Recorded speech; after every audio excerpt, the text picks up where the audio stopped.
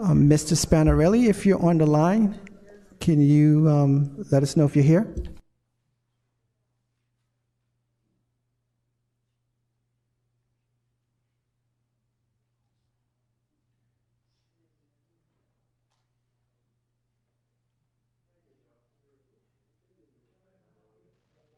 Bill Spanarelli checking in.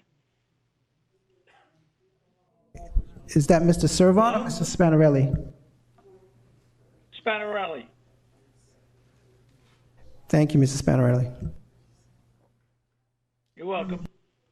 Mr. Servon, are you on the line?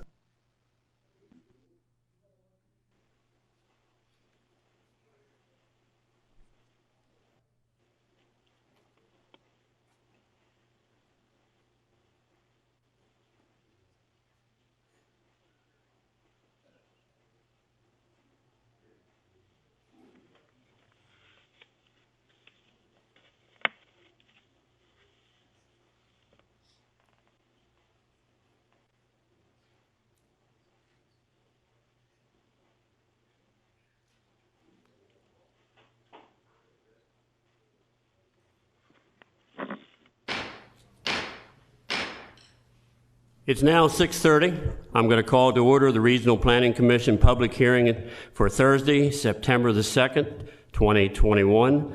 I'm going to be giving the pledge tonight, which I ask you all to follow me for, but when we stand up, I'd like to observe a moment of silence for our 13 military heroes that have passed away over in Afghanistan and for all the others serving. So I will lead it once we stand up, and then I will start the pledge.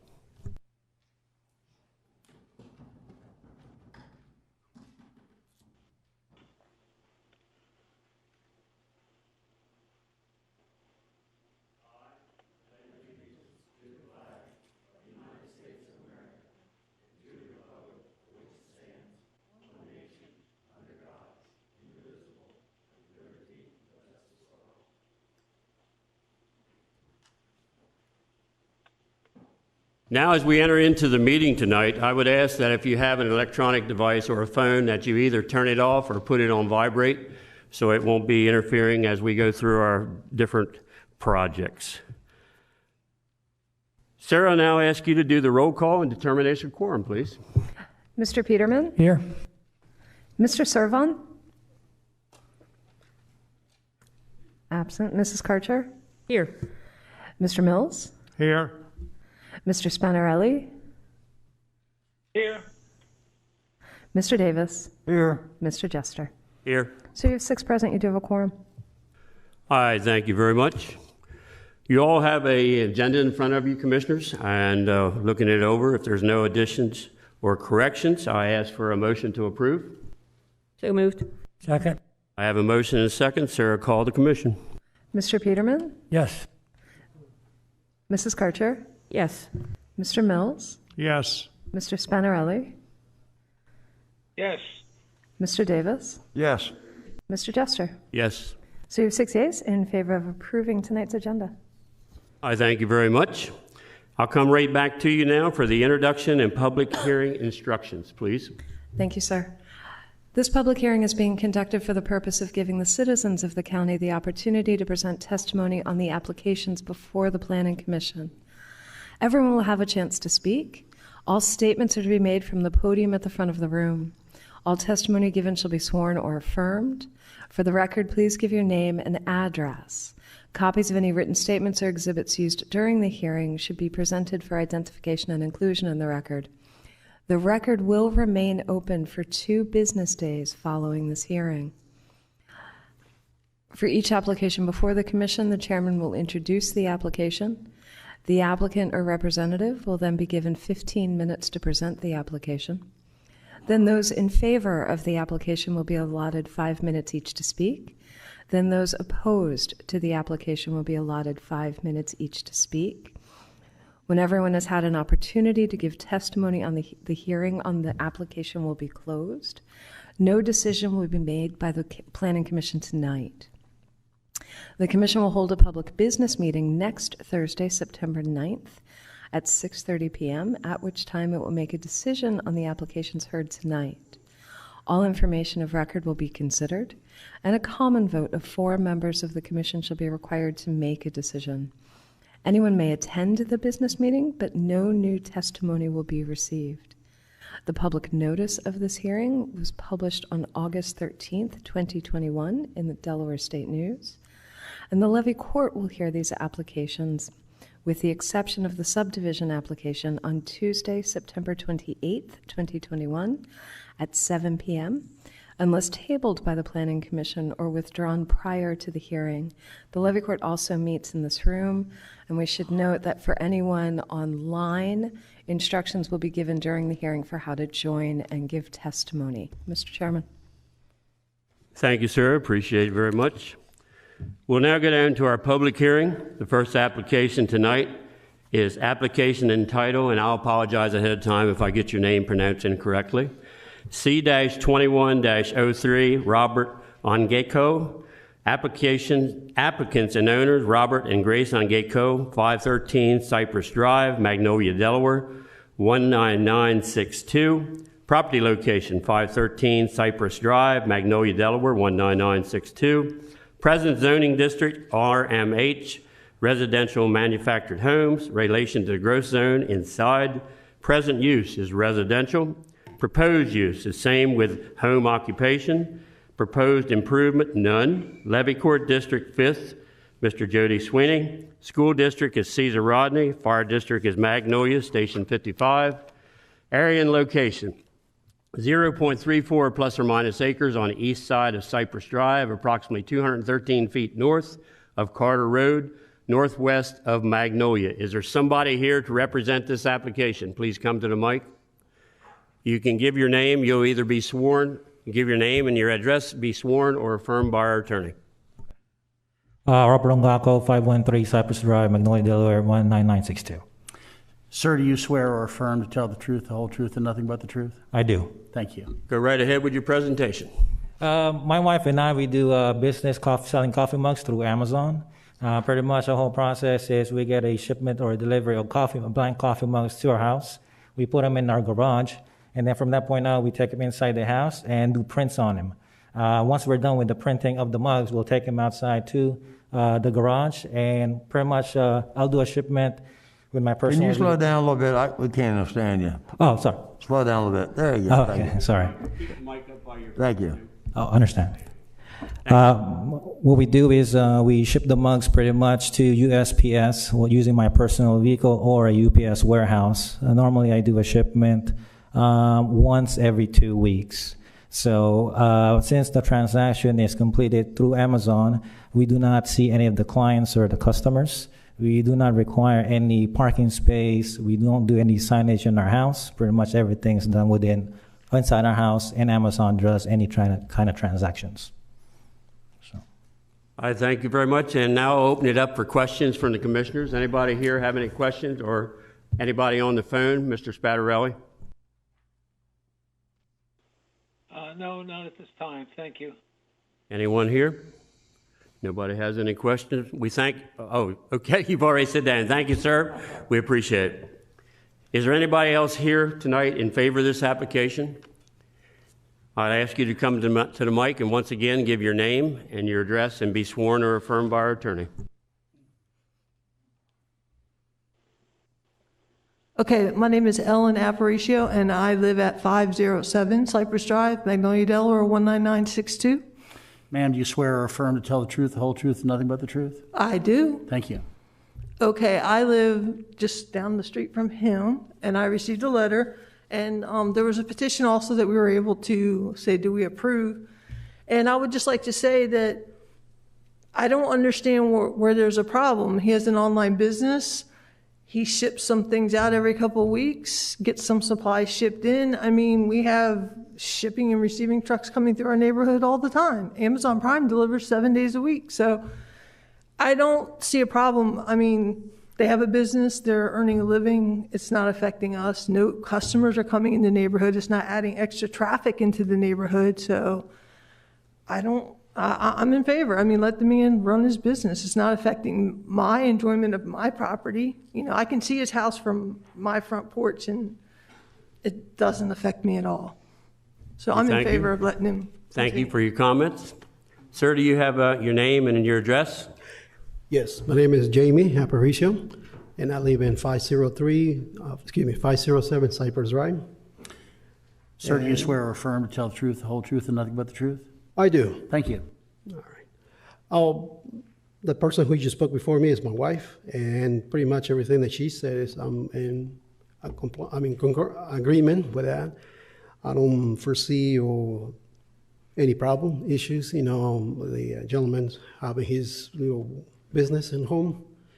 I don't see it hasn't been interrupt any traffic or any violation that I see it from my point of view, and that's the reason I'm standing here, just to express myself with this. Mm-hmm.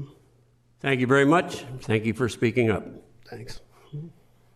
Anybody else here in favor of this application? If not, is anybody opposed to this application? Anybody opposed? Once again, come to the mic, name and address, and you'll be either sworn in or affirmed. But please pull the mic up by your face and talk slower because the masks are hard to hear through. My name is Al Claycomb. I live at 511 Cypress Drive, right directly next to this property, and I have a lot to say. I wrote it down and prepared a statement. Hold on, sir. Do you swear or affirm to tell the truth, the whole truth, and nothing but the truth? I swear I do. Thank you. And I just want to say good evening.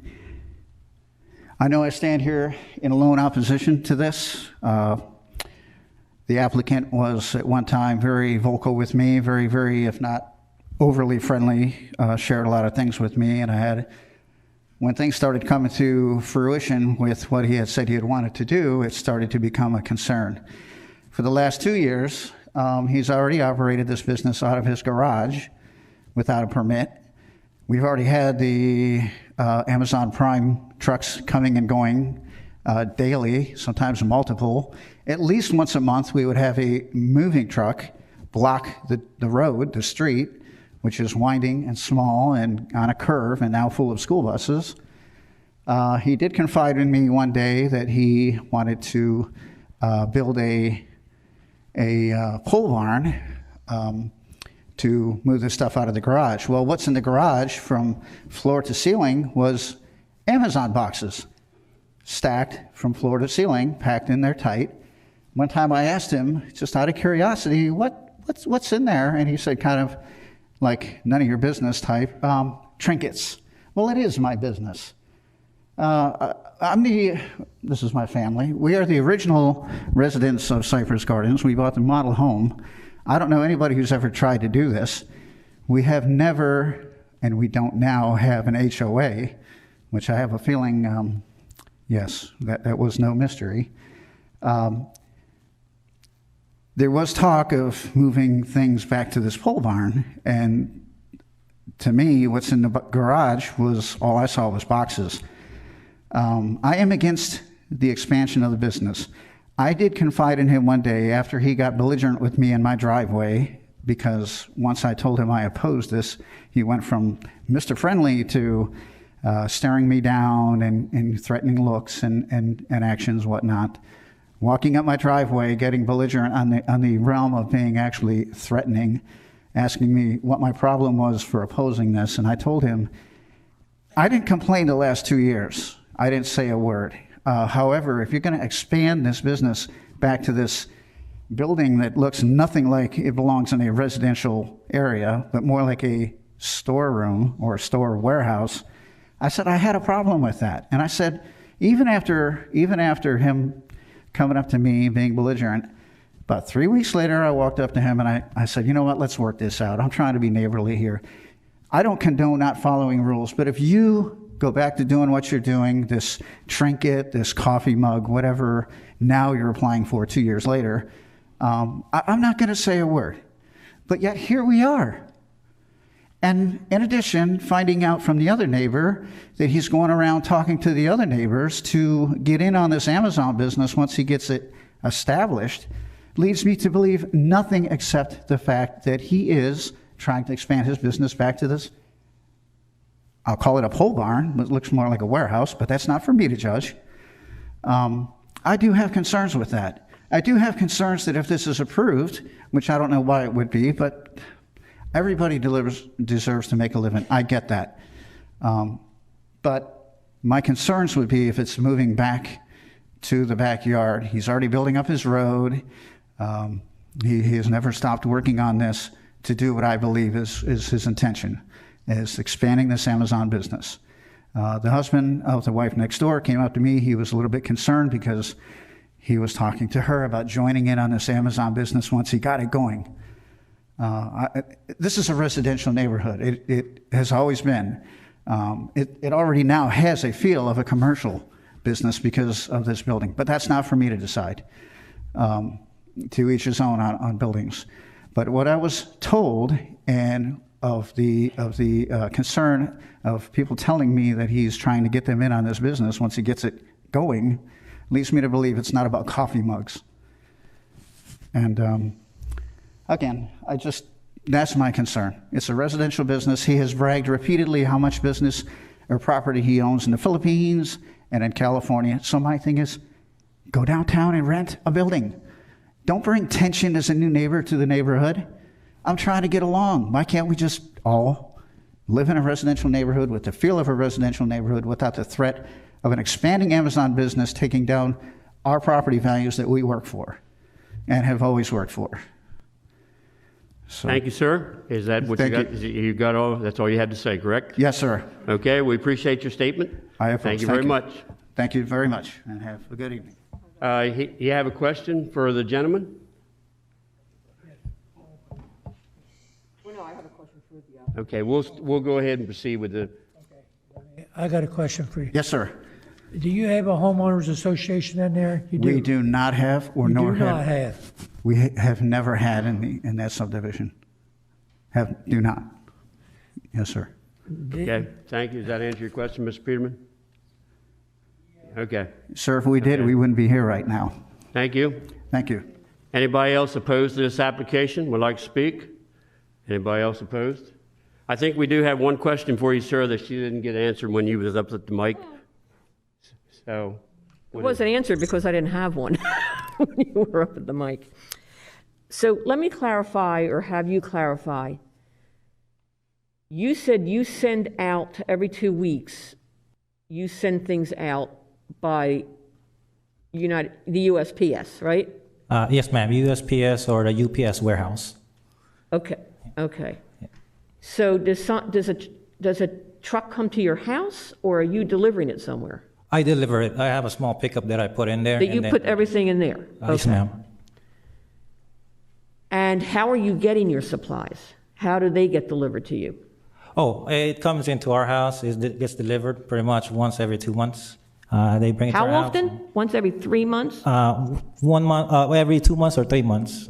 Give or take. It's not increment of every. It's pretty much whenever we start running low, and then we'll put them in there. Right. And you keep your garage door shut most of the time? Yes, ma'am. And you keep whatever shed that you have in the back closed? Yes, ma'am. The shed in the back or the pole barn, I have my motorcycle in there. Pretty much I use it as pretty much my mechanic shop, I guess. All right. Okay, So, whatever. Okay. All right, thank you. Okay, thank you, sir. You're welcome. That concludes this project for tonight. We'll be voting on it next week. Thank you very much.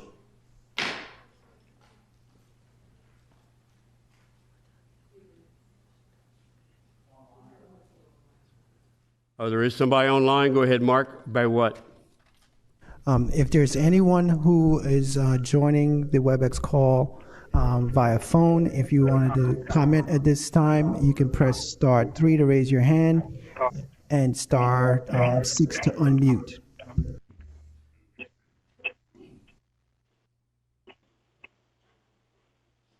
I see no hands at this time. Okay, thank you very much. If not, then that project is done for the night as far as the public hearing. Going into our second project tonight, it is actually CS-05-18 revised. Application title is Yoder Recreational Facility. Owner applicant is Cavello Farm LLC, 89 Hunting Quarter Road, Greenwood, Delaware, 19950. Engineer is Hillcrest Associates. Thomas Schreer, RLA, P.O. Box 1180, Hockessin, Delaware, 19707. Zoning district is AR, agricultural residential. Comprehensive plan map designation is low density residential. Relation to growth zone is outside. Present use is agriculture and commercial recreational facility. Proposed use is the same with a campground. Water is supplied by a well. Sewer is supplied by a wastewater septic. Levy Court district is the 4th, Mr. Buxton. School district is Milford. Fire district is Farmington, Station 47. Area and location: 134.31 plus or minus acres on the west side of Hunting Quarter Road, County Road 429, and on the west side of Deep Grass Lane, County Road 384, east of the town of Farmington. Is there someone here to represent that particular? And I will ask that there might be, I'd like to have a show of hands of how many people's here because of this project before we get into it. Can everybody raise their hand who's here? What we customarily do, we like to hear everybody's speech and everybody, whether they're for or against. But if you do have a spokesman and you're all going to say the same thing, we would like to hear it that way too. So at this time, I will turn it over to the gentleman at the mic. And if you're not an attorney, you'll have to be sworn in. I am not an attorney. Name and address, please. Name is Thomas Schreier. My address is 400 Center Street, Kennett Square, PA, 19348. Sir, do you swear or affirm to tell the truth, the whole truth, and nothing but the truth? I do. Thank you. Can you pull the mic up, sir? Once again, it's very hard to hear with these masks on. Can you hear me now? Speak up best you can. Will do. Thank you. Good evening, members of the Commission and the Department. Thank you for allowing me the opportunity to present this plan to you this evening. For the record, again, my name is Thomas Schreier, and I am with Hillcrest Associates. Here with me this evening, I have the owner, Chris Coviello, and the on-site property manager, Dave Curry. I am here before you tonight on behalf of Coviello Farms, who is the current owner of 89 Hunting Quarter Road, which some of you may know as the Sam Yoder Recreational Facility. This application is an amendment to a previous application that was approved in 2005 to authorize the use of an existing building as an assembly hall and to encompass an area of approximately 2 acres to be used for the commercial recreational facility. The purpose of tonight's application is to memorialize the addition of a campground on the subject parcel, which has been in existence since 2007, along with the expansion of the commercial recreational facility. The 134-acre parcel is located on the west side of Hunting Quarter Road and east of the town of Farmington. The property is located within the AR zoning district and located outside of the Kent County growth zone. This zoning district provides for commercial recreational facilities and campgrounds as a conditional use through the conditional use site plan process. The purpose of this conditional use procedure is to provide for certain uses which cannot be well adjusted to their environment in particular locations with full protection offered to surrounding properties by rigid application of the district regulations. Currently, and prior to my client's ownership, the property is improved with existing pavilions, cabins, a recreational hall building with indoor bathrooms, silos, sheds, agricultural buildings, animal pens, walking paths, asphalt and stone driveways, 40 RV camper sites, 25 tent camping sites, and a gazebo. My client's intentions are to bring the 40 existing RV camper sites, 25 tent camping sites into legality, clean the property up from overgrowth and disrepair, and improve the property with additional recreational facilities such as walking trails, disc golf, playgrounds, mini golf, and various other recreational items that will only be able to be utilized by his guest. As you can see from the staff recommendation report, we have more than complied with all the regulations within sections 205.332 and 205.397.8, and they have recommended this application for approval. As previously mentioned, this property has been utilized as the current use for approximately 14 years, and we feel that it is well adjusted into the environment and surrounding area. Furthermore, of the 134 acres, we are only asking for approximately 29 acres of the site to be used for commercial recreation facility, leaving 105 acres to be utilized for agricultural purposes, which aligns with the adjacent properties. Moreover, the Kent County 2018 Comprehensive Plan recommends that this subject property be utilized for low-density residential purposes. The property, as previously mentioned, is Zone AR. This district provides for commercial recreational facilities and, if approved by the levy court, would align with the comp plan. The project is also compliant with adequate public facilities ordinance in that it does not generate more than 10% of the road frontage's average daily trips. Furthermore, the use does not warrant a traffic impact study. The staff did make a recommendation within their report to receive all outside approvals prior to final plan approval. At this time, we have letters of no objection or contention from Kent Conservation District, the State Fire Marshal, DENREC, and DELDOT. Therefore, all outside agencies do not have any issues with the current property. In summary, the proposal before you this evening serves as a way to memorialize the addition of a campground on a subject parcel which has been in existence since 2007, along with the expansion of the recreational facility. My client's goals and wishes are to continue the operations that have operated for several years prior to his ownership and enhance the experience for his guests by providing additional amenities as previously mentioned. Thank you. Hi, thank you, sir, very much. I'm very familiar with this. In fact, I was there to many a concert. I also camped there myself. So I'm very familiar with it. Now, the existing campsites are 40, and that's what you're going to keep them at. Is that correct? So there are 40 existing RV camper sites. There are also 25 existing tent camping sites. A little bit different. RV sites obviously have water, electric, things of that nature. The tent camping site's a little bit more primitive, just in the woods, allowing people to pull up, put a tent out, and camp on the property. Now, I know the back of the property is in the wooded area, so you're probably going to have walking paths and things like that.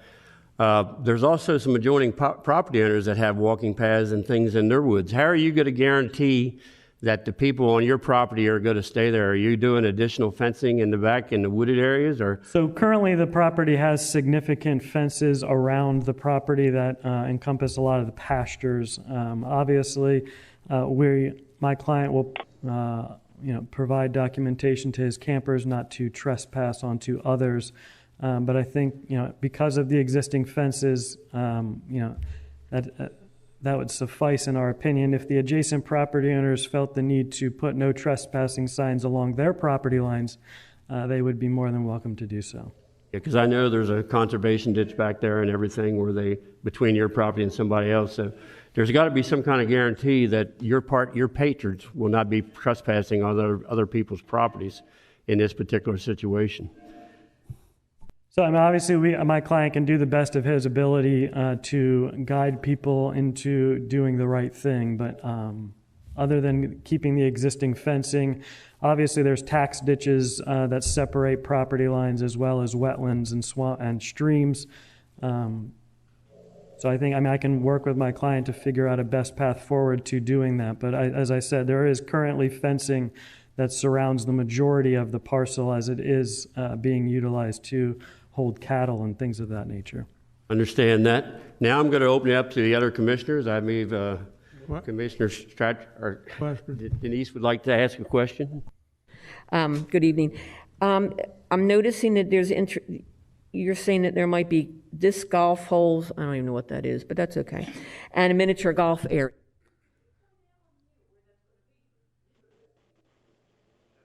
There. Ooh. Is there a pointer that we can show where there is not, but I can speak to that. So the golf is actually right where your pointer is right now. It is right next to the assembly hall. Disc golf actually can be located within the woods. So essentially you have maybe a 4x4 area that is marketed as what they would call in regular golf a tee box. And then the actual hole of it is a metal pole that kind of has chains hanging down through it. So it does traverse through the woodlands. And those golf holes will be situated around a lot of the existing walking paths. Okay. So nothing in those fields is going to have anything to do with... Up front, towards Hunting Quarter? Absolutely. Nope, those are farmed. Okay. Now, I have a question of staff. If they wanted to enlarge and get into that field, they would have to come back to us? Certainly. If they're going to expand the use substantially, they'd have to come back and revise the plan yet again. Okay, that's really what I wanted to know. Thank you. Commissioner Mills? Yeah, I want, if those campsites were already there and were in use, How come you're coming back for another approval? Wasn't it approved before when the previous owner had it? Wasn't it approved for what it was being used for? And you say there's 40 campsites there now? So were they approved? Correct. The prior owner did not seek approval for those campsites. Coming up, you want an approval now for those campsites. So if we approve this here to be a campsite, that would be setting the precedent for the rest of that farm to be approved for whatever you want to do with it, or enlarging the campsite in the future years. Now let me go back to the agriculture part of this. Okay. This is agriculture community.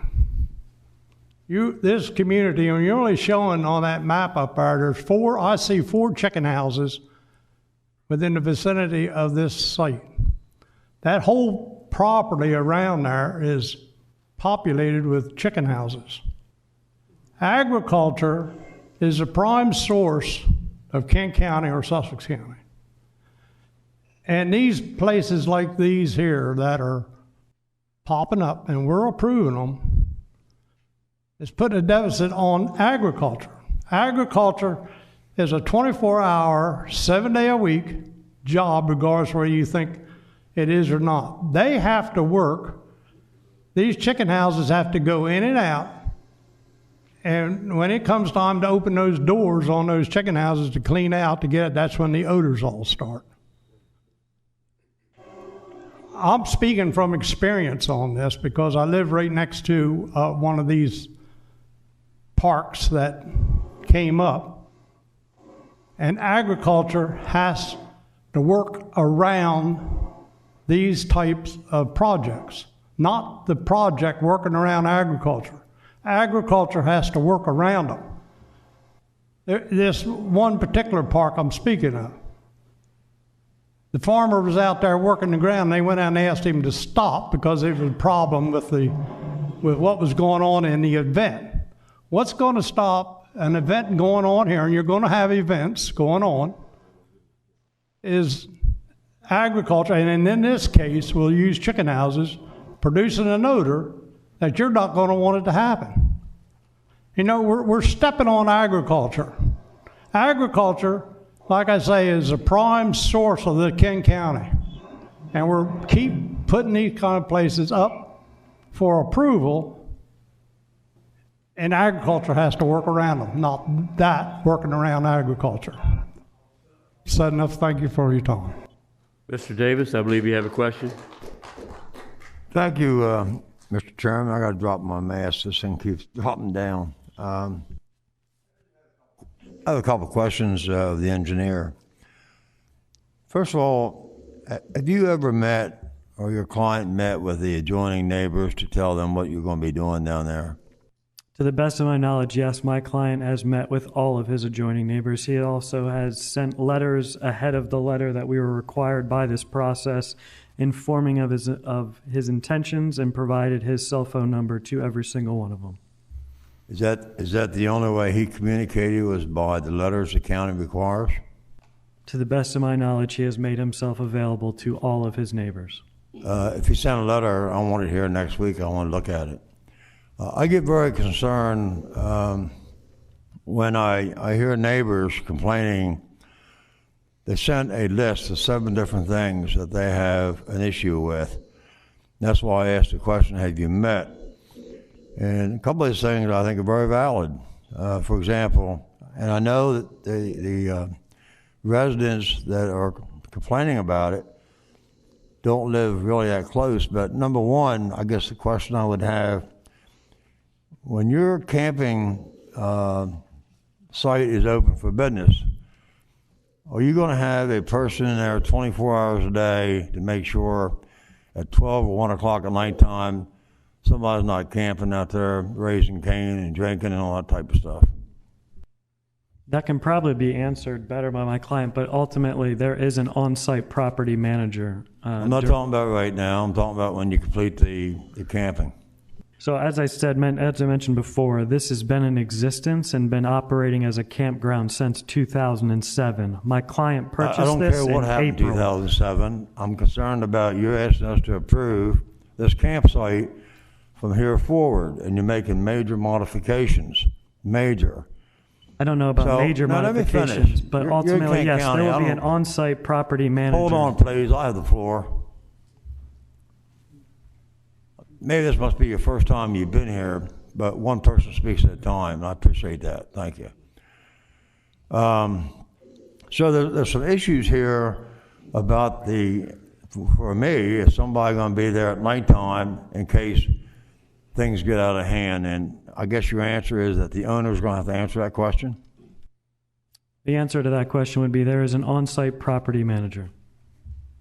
You're putting on a record tonight, if this is approved, that when this is operational, there will be a person living on site that would be in charge of any activities that may go wrong on that site. Is that what you're putting on the record? Yes. Okay. I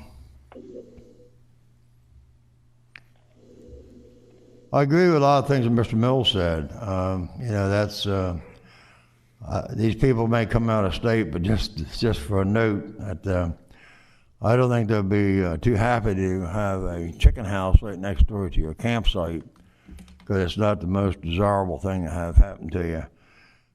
But I noticed there's some things here that the adjoining neighbors would like for you to do, and I would like for you or the owner is to meet with those people again and see if they can work them out. They have every right to be here tonight and complain, send us information. And I put a lot of support on what the public, they live there. I don't live there. You don't live there. You won't live there, and neither will I.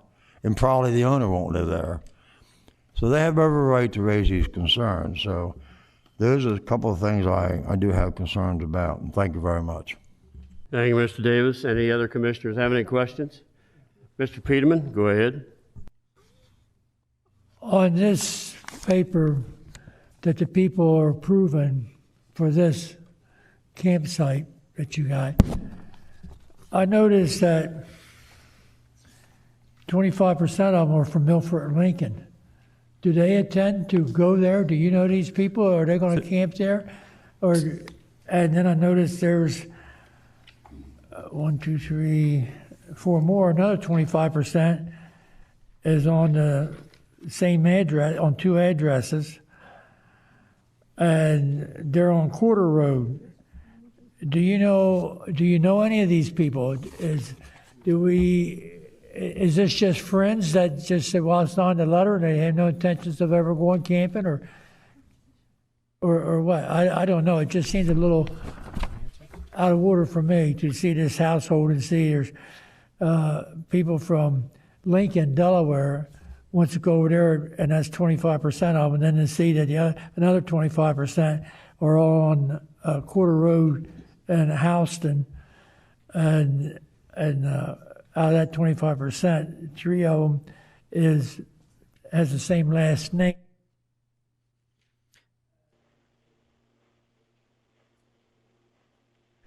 Thank you. And they had the same last name. Are these friends just to canvassing this, or are they people that's going to be customers of the campgrounds, or what? Can I answer that? So this document was not provided by us. This was put together by what they accounted for as adjoining neighbors of Yoder Recreation Park. So to the best of my knowledge, I received this as part of the planning department's packet. So I'm assuming that the neighbors, I would say that the number one there, Staten, is the one who put this together, but I would agree with you in that the majority of the names on this list are not actual adjoining neighbors to the property. So the requests that Commissioner Davis brought up are the ones that were submitted with that signature page. So that was not provided by us to the county. Okay, Mr. Peterman, are you okay with that? Yeah. Okay. Yeah, I'm done. We can move on. Denise? Yeah, I have a question of Sarah, and I don't even know how to word it. Would I be correct in assuming that in another reality, this was becoming a state park or a county park? Let's make it a county park. Would the regulations be any different, really? for a campground, no. For a campground, the regulations are the same. Thank you. Okay, that's my one question. Yeah, I'm glad that Mr. Peterman noted the addresses of these people. That's kind of interesting. Let me try to remember my second question, because I did have two. If what I'm noticing and what this group of people have requested, most of it is either automatically has to occur, or a complaint can be lodged. Am I correct? I mean, or it's already being done. Do you mean the requests that were made? Yeah, these additional measures to be implemented. When I read them, and I thought, back and forth and looking around, but I mean, for the most part, the planning department has addressed it about the lighting and things of that nature. Certainly the noise aspect of it, that's just general, law, that has to be done. So is there anything in their requests that, well, I suppose how long people stay and all, which that does make sense to me, but that's me personally. But other than that, number 6, is there anything else that isn't either already being noted or is by law has to occur? For the most part, no. I suspect some of it is a matter of degree. The first request is buffers immediately adjoining the adjacent properties, except the area being developed or that has been developed is already wooded. So I'm not clear what's being requested there. All right. Thank you. Yeah. So the only one that looks like it would be how long people can stay there. Now, what I don't know is that also already something that is a law, a statute, or whatever that is not something that's included in the zoning ordinance. Okay. I would simply caution that it is not something that our department could monitor either. And I understand that. Okay. I know I have something else I wanted to discuss, but I can't remember, so that's it. I do have one question. It really hasn't come up. When we usually do whatever we do with something like this, we usually have hours of service. Is there hours of service involved with this as far as the campers going in and out, or can they go in and out 24 hours a day? There's nothing in the code. The commission could certainly suggest that condition. Yeah, because like they're talking about like disturbance at night or after a certain hour. Customarily, I don't know if you could look up if other campgrounds have any kind of thing like that by next week. Maybe you could find some information out for us. We'd appreciate it. Maybe include it in our packet. I remember my question. Okay, Denise, I go again. I remembered my other question, Sarah. I've been here 20 years now. And we've had a lot of things in agriculture that have come in front of us over the years that isn't growing or raising things that wanted to be in. I'm not going to say it was exactly like this. I'm thinking of one in particular that had to do with horses and animals and things of that nature. And I can remember at that time, I recall on multiple occasions, in fact, that we actually had the Secretary of Agriculture come and speak in favor of things of this nature because it is teaching the community and is teaching essentially the young people about the importance of agriculture and the importance of nature. Am I correct about that? Well, certainly the state, both the Secretary of Agriculture and the General Assembly, if you look at Delaware Code, are very supportive of these sorts of uses, of commercial recreation facility type uses, not just to expose people to agriculture, but also to, quite frankly, supplement farm income. What? Supplement farm income. Okay, thank you. One other thing I did want to ask you about the land out front. Is it going to stay in agriculture? There's no planned use for any kind of expansion out on the agriculture part where the fields are being tilled? Correct. There's no intentions at this time of expansion into those fields. They're meant to be kept as agriculture. And if I could just echo what you just mentioned there, and what it's actually called is agro-tourism, and it is used for tourists to come stay at places like this, and they can see how a farm works and runs, and the things that occur to bring awareness to people that may not be familiar with farming. And yes, according to follow up with what you said, yes, it helps supplement the income of that farmer because sometimes farming can be pretty tough depending on the situation at hand. Thank you. You got another thing, Mr. Peterman? Yes. Go ahead. We're about to wrap this up, I think. Yes. On the trails that you was talking about a while ago, it says back in the woods, and Mr. Jester said, are you going to put anything to keep them off the neighbor's property? With the 40 sites that you have now, have you ever attempted, or you are in the process of trying to keep the people off the other people's properties and trails as of yet? Is there any fencing up?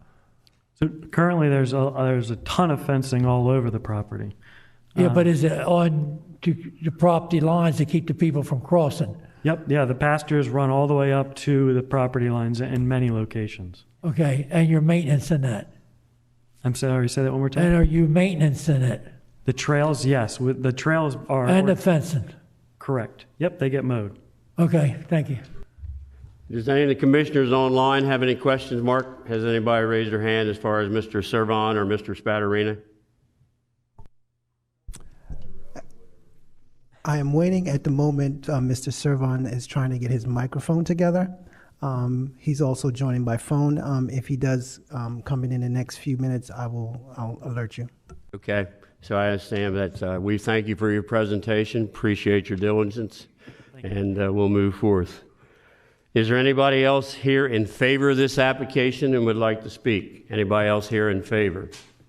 Third and final call. Anybody else here in favor of this application and would like to speak? We'll go over to the negative side. Is there anybody here that would like to speak and against this application? And like I said, if you're a spokesman for a group, please make it known.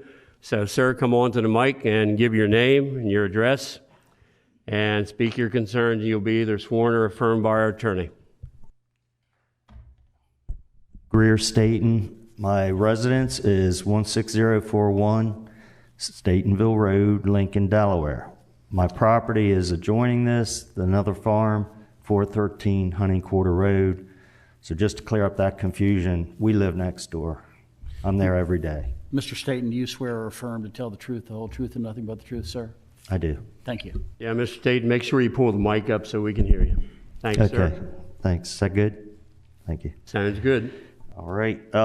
And I speak for maybe one or two, I hope. I did put this letter together that was part of your package. I wanted to start with a little bit of background about this application that might not have been covered. Just to start with, the location is surrounded by a lot of farms, as you can see. Many of those farms, well, primarily they're family-owned farms. My particular farm is on two borders. There's about 4,000 feet contiguous property boundary. Farms are well-kept farms, profitable farms, and there's, a good history of farming there. That particular farm of the applicant knew the family before Yoder's had owned it, the Rockwells. Yoder bought it and has done the upgrades with these buildings. And I want to distinguish what's going on, what was going on, and what's planned here. Camping was going on incidentally up there. There's no doubt about it. Things were quiet. There were many concerts held there. Nobody complained about those concerts. I've been there myself. And I want to point out that they were very low key, and there was never any alcohol allowed on that property. So that's a big factor there. Busiest day of the week up there is probably Sunday morning because they host a church there in the conference center. Again, no alcohol. So personally, been in the area for a long time. My family, my kids are like 13th generation Kent Countyans. So whether or not that means anything, it means something to me. We're vested in this area. I've got my farm in ag land preservation. Easements have been purchased. Wasn't a financial decision. I'm just that vested in agriculture. I love farming in Delaware. I want to see it continue. And if you look around the map, if you look at the Ag Land Preservation Foundation map, you'll see a lot of properties. There's across the road, we have Carl and Debbie. They have their farm in an easement, or not an easement, they are in a district though. And then further up from me is the Warrington farm. Again, addressing the question about who signed that letter or the position statement, they were surrounding property owners. Richard Wilkins is here tonight. He's one boundary. Dan Russum is another boundary. And myself is, I cover on two sides. And Marcus Woodward is the chicken houses you see on there. So we all have a concern, a real concern about where this can go. It sounds pretty innocuous right now, but we don't know where it's headed. So I know this commission and I know Kent County is very supportive of agriculture. I have no objections. I think you're doing a great job. But I do ask you tonight to consider what can happen here. How I came to be here tonight, the notice I received certified letter August 27th. I don't know what happened with the post office, but it was kind of back and forth. So I did finally get a notice, and I picked up the letter announcing this hearing. But I knew about it before that. I had a neighbor come up on August 2nd and discuss the matter with me. After I spoke to him, I did call a levy court commissioner and talk to him. And I was given the impression that, you know, this property's had this activity going on and we're just going to correct it and, you know, it's no big deal. So that night, my wife was on Facebook. I don't do Facebook, but she was on there. And she looked up Adventures Await, the applicant here. And so happened the next day, she got a message back from Mr. Coviello saying he would like to meet. I had not had any contact with him before. He had not reached out. I'm not aware of him going around to any of the other neighbors to discuss his plans at that point. On August 4th at 5:20 p.m., my son and I visited Mr. Coviello and his wife.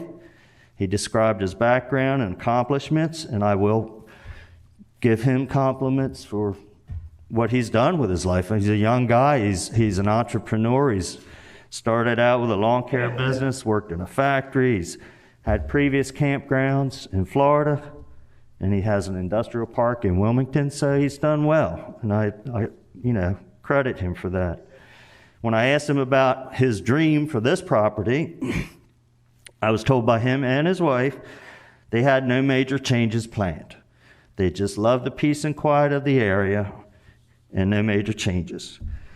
And it's kind of like their getaway from Wilmington, it sounded like. So at that time, I tried to explain my concerns about noise, lighting, and trespass.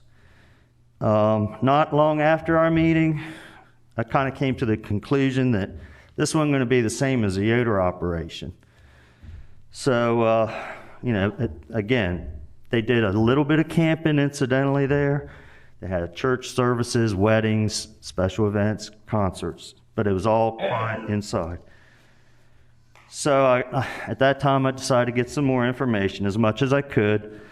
Went to the planning, or I got a copy of the plan from the planning office, or the application, and just tried to reconcile, what can I do? I mean, I had the impression this was kind of a done deal, so I was thinking in this letter you all received, I better just do damage control, because, I'm not experienced at this. I thought, I'm generally a, live and let live guy, but this is my only opportunity to avoid what I think is a real conflict for this area. So for the record, I do not condone the expansion of this campground use for the property. This economy in this area is agricultural activity, very rural. As I said earlier, easements on most of the land around there, a strong poultry component to it. The roads are not really designed for additional traffic, pedestrian, bicycles. These campers, they're going to get out on their bikes. They're going to be walking up and down the roads, and that's fine, but it could be dangerous. Agricultural activities, that was mentioned a little bit, with the manure being stockpiled, manure being spread, aerial applications, chicken feed trucks, live haul trucks coming and going. You got your field harvest and all those operations that go with that. So those are some of the things to be concerned about. And on the flip side, we as neighbors have to worry about what's the impact of having 200 or 300 people camping up there. If you have 40 RVs, let's just average 4 people in RV. That's 160 people. You got 25 campsites. You could get a population of 200 to 300 people easily. I'm real concerned about somebody trespassing and getting injured. Number one, I don't want to see people get hurt. But number two, I don't want to be sued because, let's say, I think I provided some photos. I've got an irrigation system right up on the property line. There's a term, it's attractive nuisance, a legal term. Who's to say a kid climbs up the ladder on that pivot, falls off, breaks something, and it happens. It can happen, and I'm afraid of that. Then I did express when I met with Mr. Coviello my concern about trespassers, and his answer was call the police. Well, I'm sorry, I don't want to be in that position. This is not my people. These are, it's not something I want to have to deal with. I don't want to I know you're busy tonight and I don't want to go too far. So I'll go to what protections are available under county code. I'd like to know what the county can put in, any conditions that will prevent negative impacts. What would they be? And can they enforce those measures? And I don't think you have the enforcement staff to cover a campground. And I don't think that the management is going to be such that you have somebody there when things go bad all the time. The question came up about expansion. So this gets approved. What's to prevent them to come back? Yeah, they'd have to come back here, but we've already crossed the little bridge, and now we're just going to do a little bit more. What does this conditional use, how does it conflict with the existing conditional use for a slaughterhouse? I mean, if you want to look at the greatest and best use for this, Delaware farmers need a slaughterhouse. I wouldn't object to that at this point. I mean, that's something that's needed. And another item I've wrote here is, has the application shown a financial feasibility? That, is it going to make it? I mean, you've got to have a return on your investment. And I kind of question, even at 40 RVs, it's going to be, I think, difficult. Have you about wrapped up, Mr. Staton? Yeah, sure. Okay, so I'm just asking that you have conditional use rules in general that state a conditional use should be approved only if it is found that the location is appropriate and not in conflict with a comprehensive plan. It's not in the growth area. That the public health, safety, and general welfare will not be adversely affected, et cetera, et cetera. And then I have a number of, if I could, I'll just turn in is this possible? I could just turn in what I have left? Yeah, you could turn it in down there to Sarah.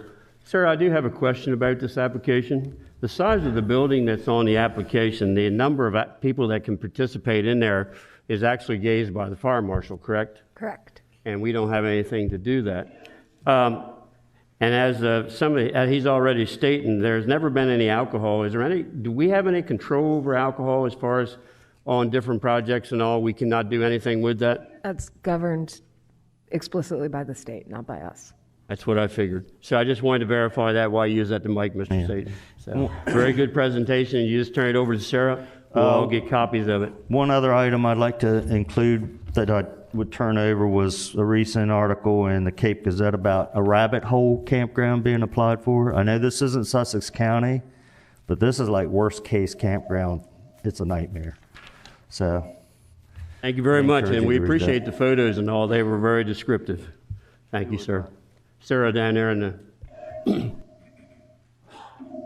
Is there somebody else that would like to speak as far as things that haven't been mentioned and against this project? Anybody?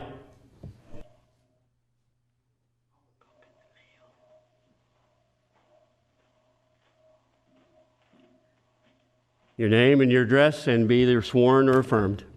Marcus Woodward, 117 Hunting Quarter Road. I'm the neighbor. Chicken farm. Sir, do you swear or affirm to tell the truth, the whole truth, and nothing but the truth? I do. Thank you. I just wanted to get my points out there. Not complaining, not saying can't do it. Just want to get my concerns out there to everybody. Since I am the direct neighbor in front where all of the traffic will be, including all of the pedestrian traffic that has increased since that property has been switched hands. I now have pedestrians going up and down the road every day. That blocks my feed trucks coming in. They have to wait, stop, watch out for pedestrians now. My catch crews now have to watch out for people going up and down the road. It is different since this owner has adopted this property. Along with that, he does not say he's going to expand his property, but he did say, not the owner himself, but the manager on the property said that he would have trails out on the fence line close to my property. That's a big concern because I have a lot of laws and regulations with my poultry farm. If people come onto my farm and mess up my composter, mess up my manure shed, they open a door, that could affect my flock placement. That could affect everything. That could affect tens of thousands of dollars of my equipment. Yes, that fence is there, but that fence is falling down. There are several places that fence is less than 2 feet high. Now, I don't know about you guys, but I can walk over 2 feet. So I have big concerns about the increased amount of people. I had somebody flying over in a hang glider with a motor on the back, just kept circling over top of my house. I don't know how you guys would feel about somebody right over top of your house, real close. Other than that, when the Yoders had the property, he had people, probably not his model campers, but they would be 10 o'clock, 11 o'clock at night, loud, walking up and down the street, blaring their radios. I live right next door, and my house is sitting right next to that lane. That's a huge nuisance. Now, this is just my concerns. He can have a campground if it's the same as the Yoders. He can have a mini golf course, a frisbee golf course. Keep it back there with noise and light restraints, and those fences have to be up. And I prefer like a larger fence, but that's just my opinion. Appreciate it. Does anybody up here have any questions for this gentleman? Thank you very much for your presentation. Anybody else here would like to speak? Please come to the mic against this project.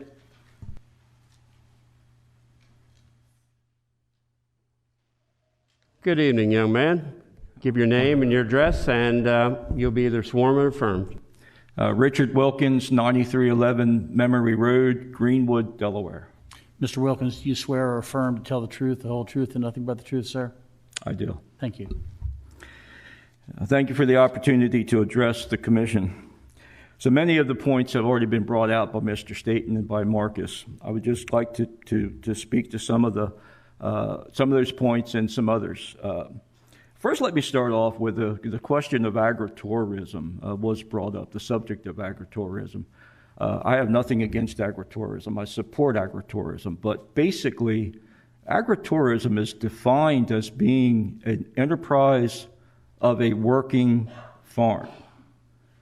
Who best to educate the non-farming public about what agriculture is, how food is produced in today's modern methods, than a full-time working farmer? I don't believe that this property is going to have a full-time working farm enterprise. So the argument of this being a type of agritourism doesn't hold any water with me. My wife and I, when we first heard about this, we thought, better for something like a campground to be there than another big subdivision. Then we got to thinking about where this property is located outside of the growth zone.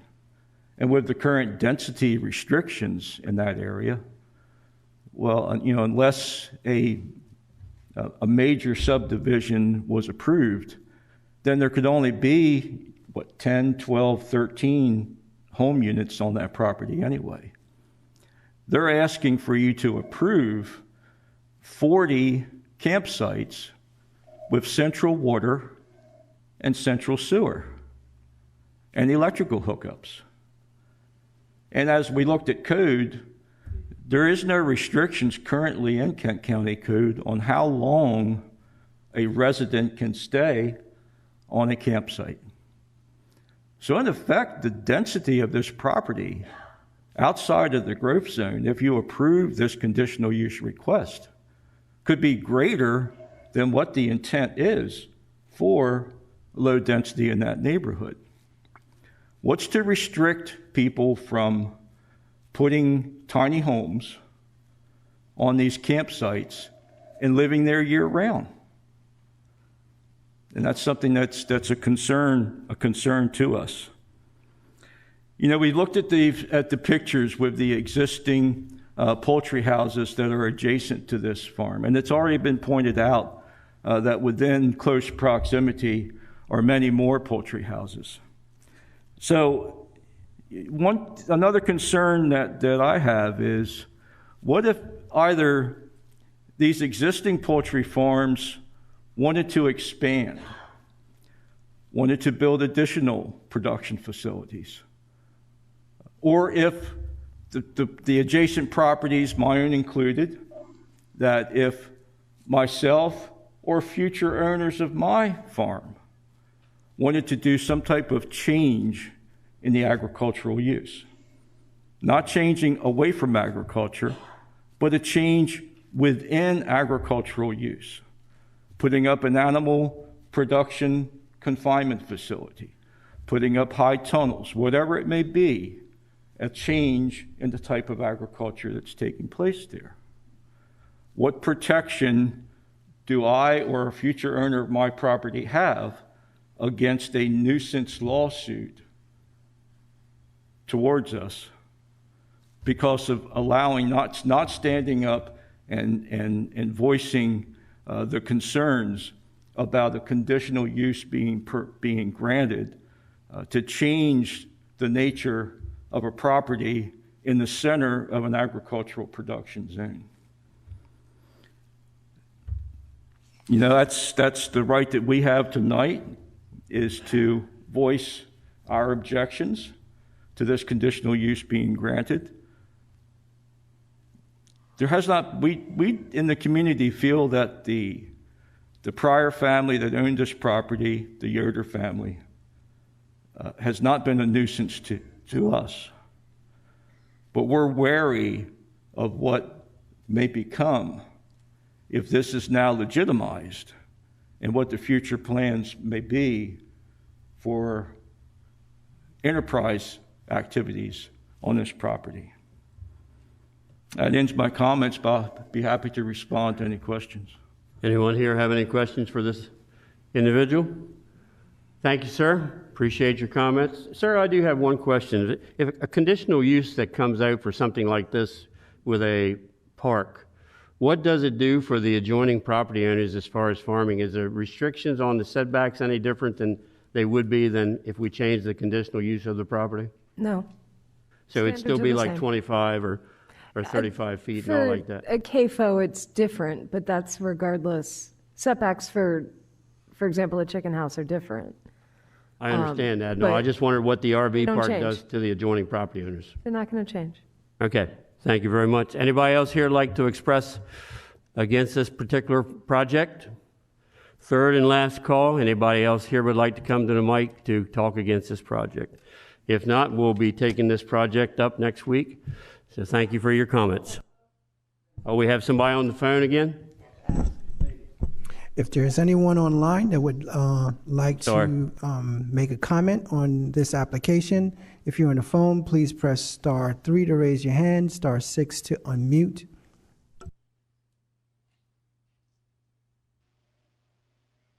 I see no hands raised at this time. Thank you. Then this project will be taken up next week. Thank you for your comments.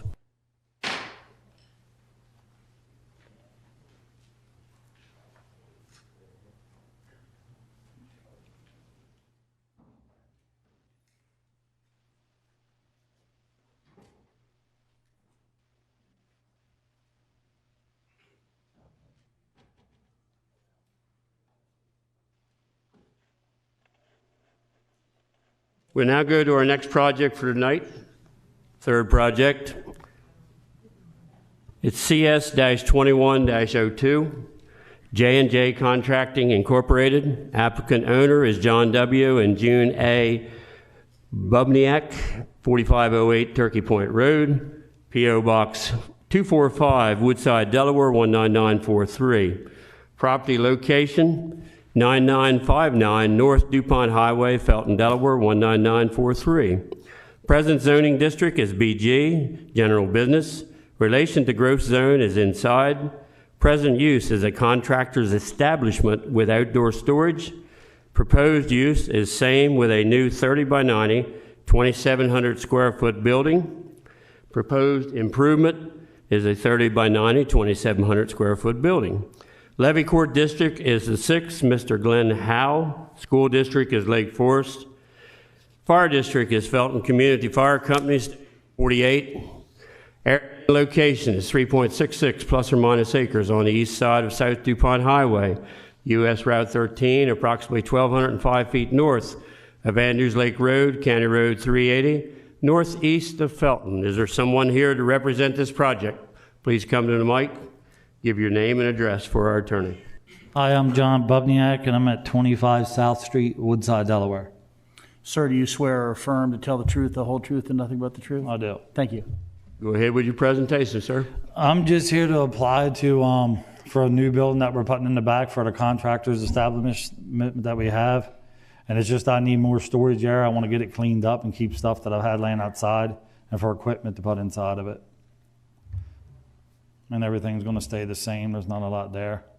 And you're okay with the staff recommendations and comments? Yes. Yeah, I've done everything they've asked me to do except a couple more things, but I mean, we appreciate that. Thank you very much. Is there anybody here on the commission has any questions for this applicant? Anybody on the phone of the commissioners have any questions for this applicant after getting beat for 2 times? Anybody here? Mr. Davis, go ahead. I don't really have a question, but I see that you're asking for a waiver on the sidewalk. Is that correct? Yes. Was that recommended by your engineer? Yeah, and we've kind of asked that ourselves too, because no one really uses that at all in front of there. I mean, if I thought it would be benefiting anything, you know, but. Yeah, 'cause I think your business has been there, I think, in the report. Yeah, I've been there like 16 or 17 years now. Sure. All right. Thank you. Thank you. Thank you very much, sir. Appreciate your comments and presentation. Thank you. Anybody else here in favor of this project? Anybody else here in favor of this project would like to speak? Third and final call. Anybody else here in favor? Anybody opposed to this project? Anybody opposed to this project? Third and final call. Anybody opposed to this project? If not, this project will be taken up next week. Thank you for your comments.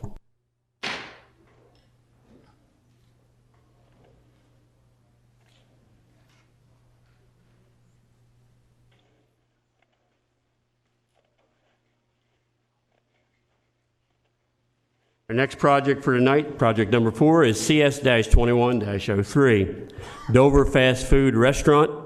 Applicant and owner is Cato Incorporated, 1004 Parson Road, Salisbury, Maryland, 21801. Engineer is Davis Bowen and Friedel Incorporated. Attention, W. Zachary Crouch, 1 Park Avenue, Milford, Delaware, 19963. Present zoning district is BG, general business. Relation to growth zone is inside. Present use, the first parcel is 03.00 is retail, and parcel 04.01 is car wash. Proposed use is the same with a fast food restaurant. Proposed improvements, 2,535 square foot food restaurant with drive-through. Parking spots, 83 parking spots required, 26 fast food plus 45 retail plus 12 for the car wash. 86 parking spots provided. Water is provided by Kind Water. Wastewater is Kent County Sewer District number 1. Levy Court District is the 5th, Mr. Jody Sweeney. School District is Capital. Fire District is Dover, Station 46. Area and location, 2.723 plus or minus acres combined on the southeast side of South Lebanon Road, approximately 380 feet west of Bay Road and approximately 625 feet northeast of Pine Cabin Road, west of Dover. Is there somebody here to represent this project? Please come and give your name to our attorney and address. Hello, I'm Tim Metzner, Associate and Senior Landscape Architect with Davis Bone and Friedel, 1 Park Avenue, Milford, Delaware. Do you swear or affirm to tell the truth, the whole truth, and nothing but the truth? Yes. Thank you. Go right ahead with your project, sir. All right. Good evening, Chairman, Commissioners. Thank you for your time this evening. We're here representing the application on behalf of Cato Incorporated. Also, representing the owners are joining us virtually. So if they have any questions directly for the owners, they can answer those for you. As stated in the report, the project's located on the southern side of East Lebanon Road, which is Route 10, west of Route 1. Dover Air Force Base is just on the other side of the, there you go, just on the east side there of Route 1 or Bay Road. And it's also located on the north side of Pine Cabin Road. The existing and proposed zoning for the parcel is BG, general business. There are currently 2 parcels totaling 2.723 plus or minus acres located inside the Kent County growth zone. Both parcels are previously developed.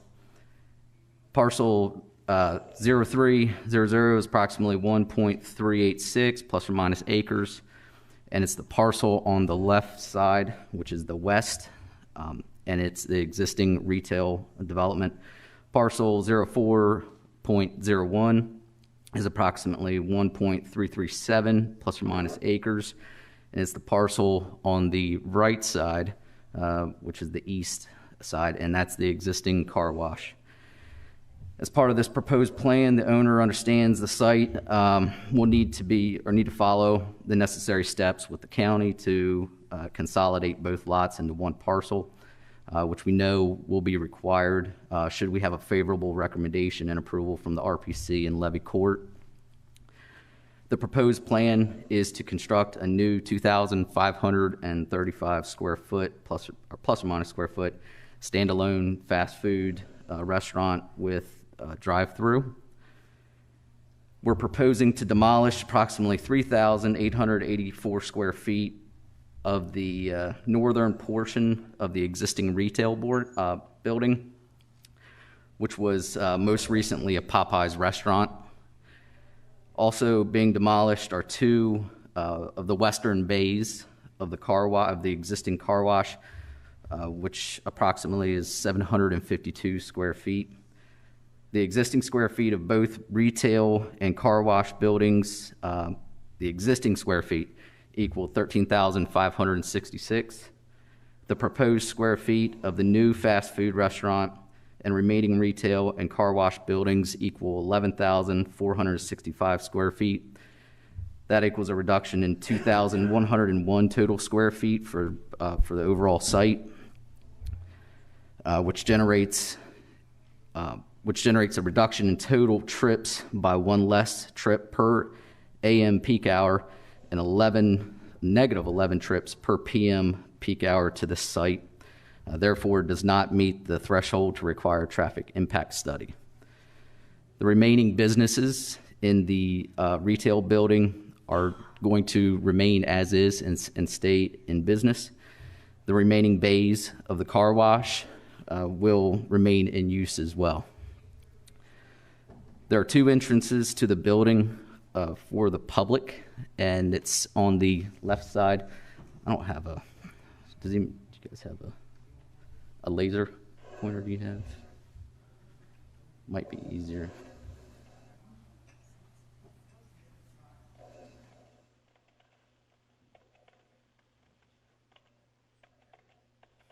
So as I was saying, the two entrances to the buildings, which may be easier here to show it on this side, is located on the southwest side here, and then the southeast side.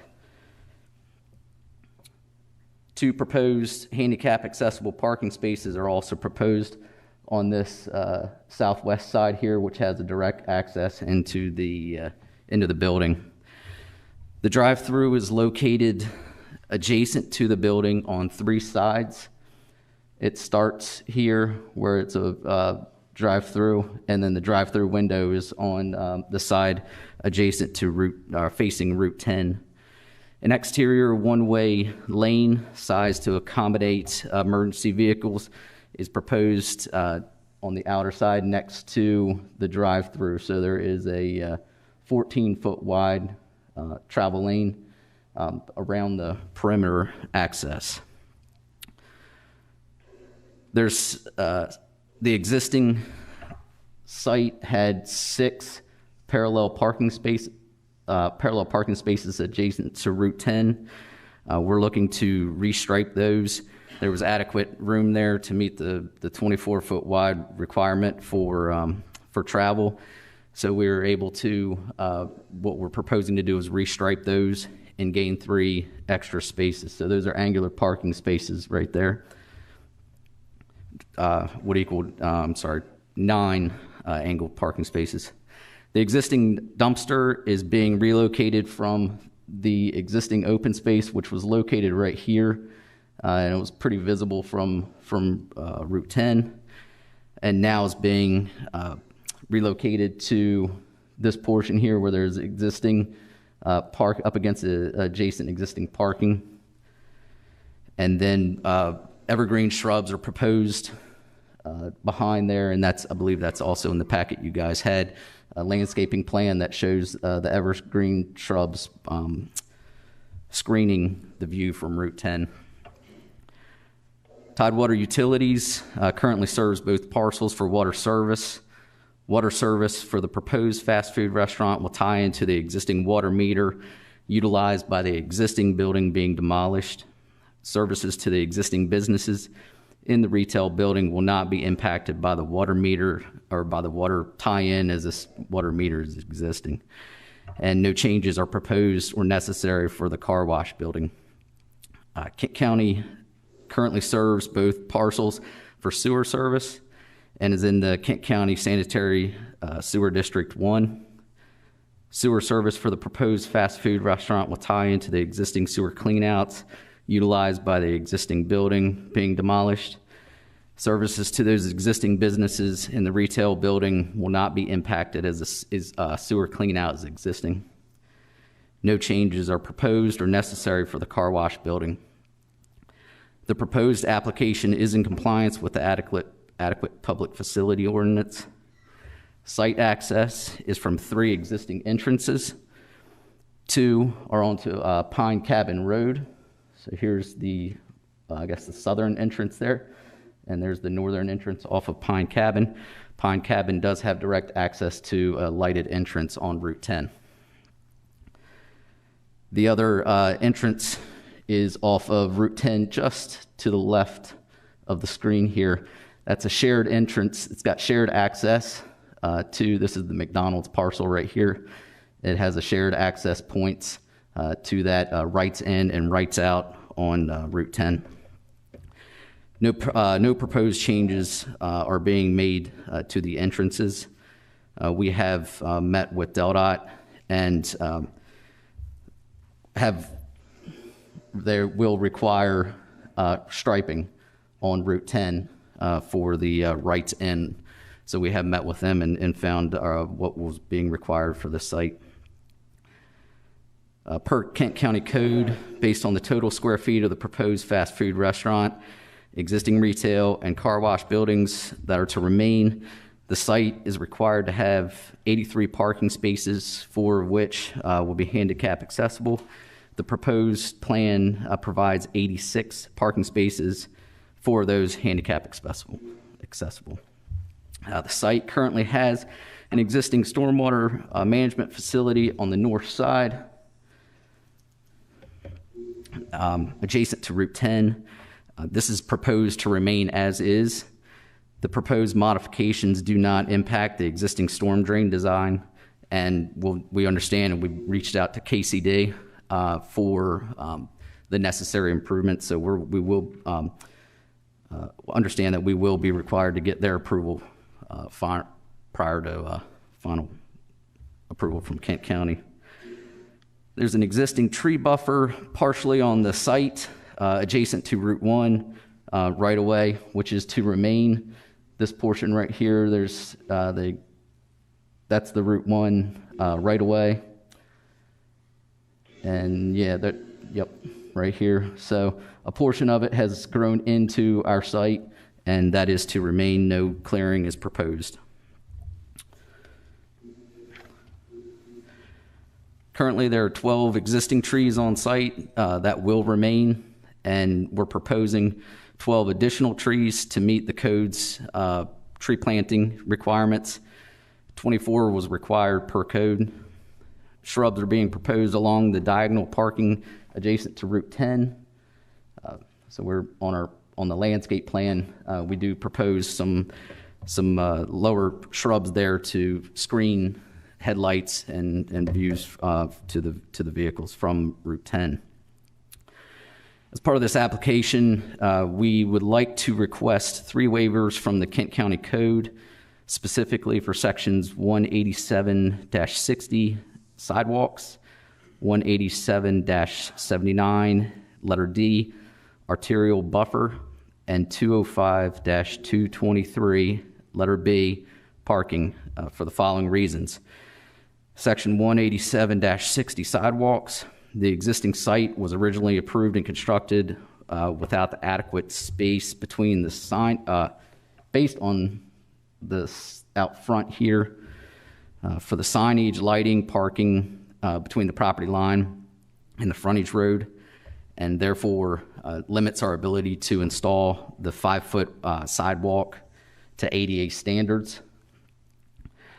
Along with the limited horizontal distance between the property line and the existing parking, we're running into the slopes from the back of curb down to Route 10 exceed the permitted ADA cross slopes. So there's not a lot of room. So as soon as it comes off the back of curb, it has a steep slope down. Section 187-79, letter D, arterial buffer. The original approved and constructed site layout does not permit the minimum 30-foot buffer depth from the right-of-way on East Lebanon Road.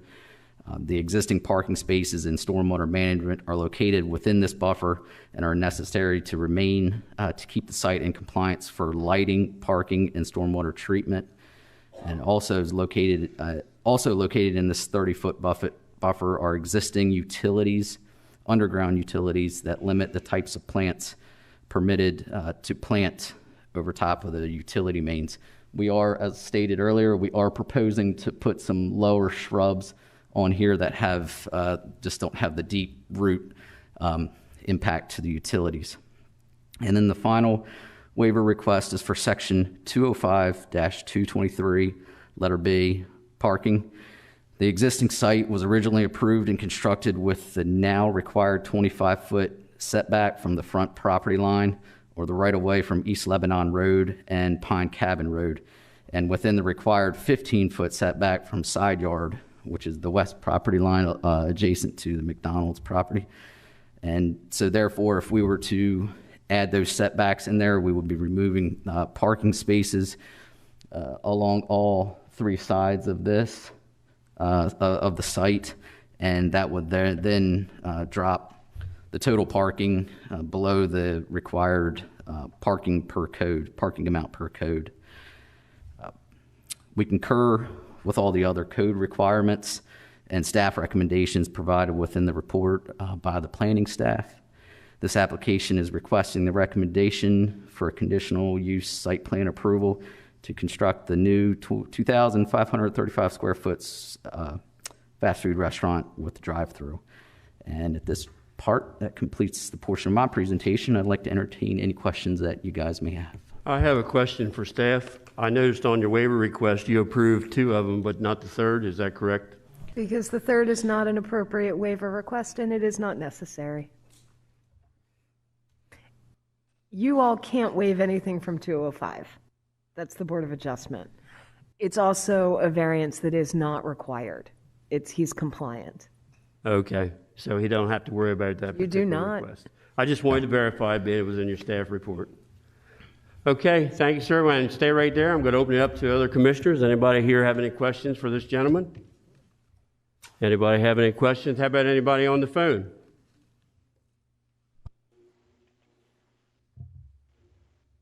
Nobody on the phone? We certainly thank you for your presentation, sir. Thank you very much. Is there anybody else here in favor of this project and would like to speak? Anybody else here in favor of this project would like to speak? Third and final call. Anybody else here in favor of this project would like to speak? Is there anybody against this project and would like to speak? Anybody here against this project? Third and final call. Anybody here against? Thank you very much. Thank you for your presentation. We'll be taking this project up next week.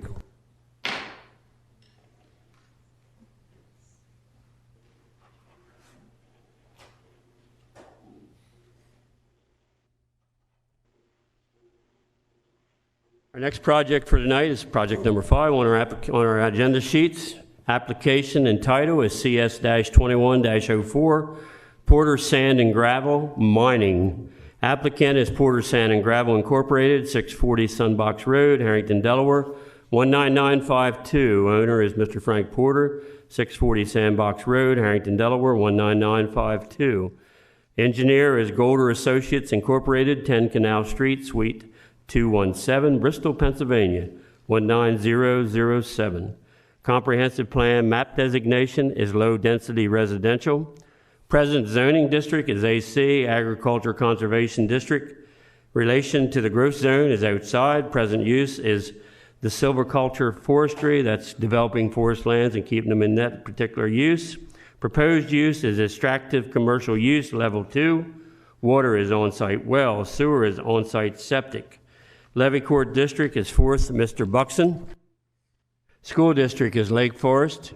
Fire District is Houston, Station 52. Area and location is 77 plus 74 plus or minus acres at the intersection of Sandbox Road, County Road 398, and Killens Pond Road, County Road 384, northeast of City of Harrington. Is there somebody here to represent this project? Please come up and give your name and your address, and you will be sworn or affirmed. Hello. Hello. My name is Stacy Sizemore, and the address for me is 640 Sandbox Road, Harrington, Delaware. You swear or affirm to tell the truth, the whole truth, and nothing but the truth? That's correct. Thank you. Now go ahead with your project, ma'am. All right. Thank you, guys. Thank you so much for having me here tonight with you guys. It's very exciting. What we're trying to do here, my grandfather started this business about 60 years ago with a farm, and then he just started digging, and it's been literally one load at a time on the property to the side there, as you can see. Well, as time has gone by, you know, as each load leaves, there's becoming a bigger hole there, and there's more water. And basically, I would like to continue on with my grandfather's business and like for his legacy. He's 88 years old, sitting home right now. Can't wait to hear, you know, what happens here tonight. But just it's exciting to be here with you guys. The whole process here with my grandfather, when he started it, he didn't really have a mine plan or anything, and it's all in his head. But now it's like we have all these different, with these guys, they've been phenomenal helping us with the learning process and what we need to do and trying to, get every component done. So basically, it is considered an extractive commercial use level 2. We currently are already doing it on the property on the side, and so literally we're just taking that business and moving it to this property here, which has also been a lifelong dream of my grandfather's as well, to be able to have that property and extend our business for our generations to be able to be there for. Have you talked to any of the adjacent property owners or talked about anything to anybody around the particular pit area? Yes. I don't see anybody here tonight, but we did have a few people come in and just ask questions and understand what was going on, and just understanding the idea that we are considered minors was the biggest one. Yeah, because I was looking at your very impressive presentation in the engineering book that you had, and in the public notices, I noticed there was nobody or nothing there. Whether you'd contacted anybody, I didn't know. So I just wanted to make sure about that. Well, we have really great neighbors, and we do have a lot of people in support, a lot of great farmers. I mean, it's people that we've done business with for several years, and, we just try to keep it in the family and present, the best customer service and that tradition of providing a quality service and quality product. That's the goal. And it really just involves the old Taylor property, I used to call it, being around the Harrington area, because I actually graduated with a young lady that lived there. Yes. But that's neither here nor there, many years ago. So, yes. And it's nothing to do with the other side of Sandbox Road, correct, where you own property over there? That's right. This is all for that property there. For they did mention one thing in all this in staff report. There's something about an easement. There's something about an easement that's not particularly on the property, or something about that. I apologize tonight because I've read all these reports, but can you confirm that, Sarah, or whatever that was about?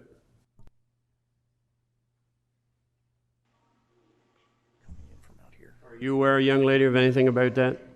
Yes, we do have an easement on the south side of the property that's shared with our neighbor. And he has access to that driveway for hunting purposes. So really, it's not part of this?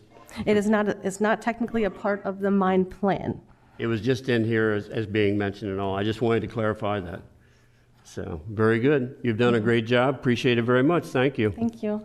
Anybody here, wait a minute, before you sit down, anybody here on the commission have anything to ask of this applicant or on the phone? Yeah, I'd like to say something. Mr. Mills, go ahead. I'd like to say congratulate you for taking on. You've done a great job of presentation here tonight.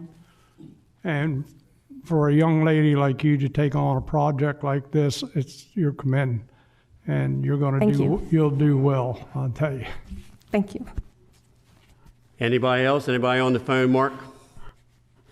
I see no hands raised on WebEx at this time. Okay, we thank you very much, and you've done a fantastic job. Thank you.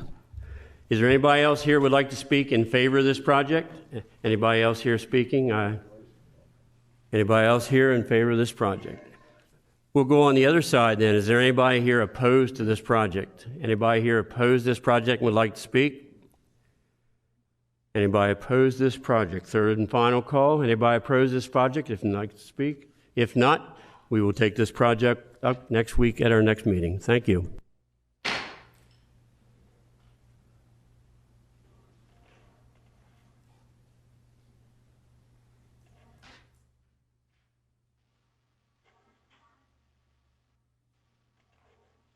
And we're going to go right back to the Porters.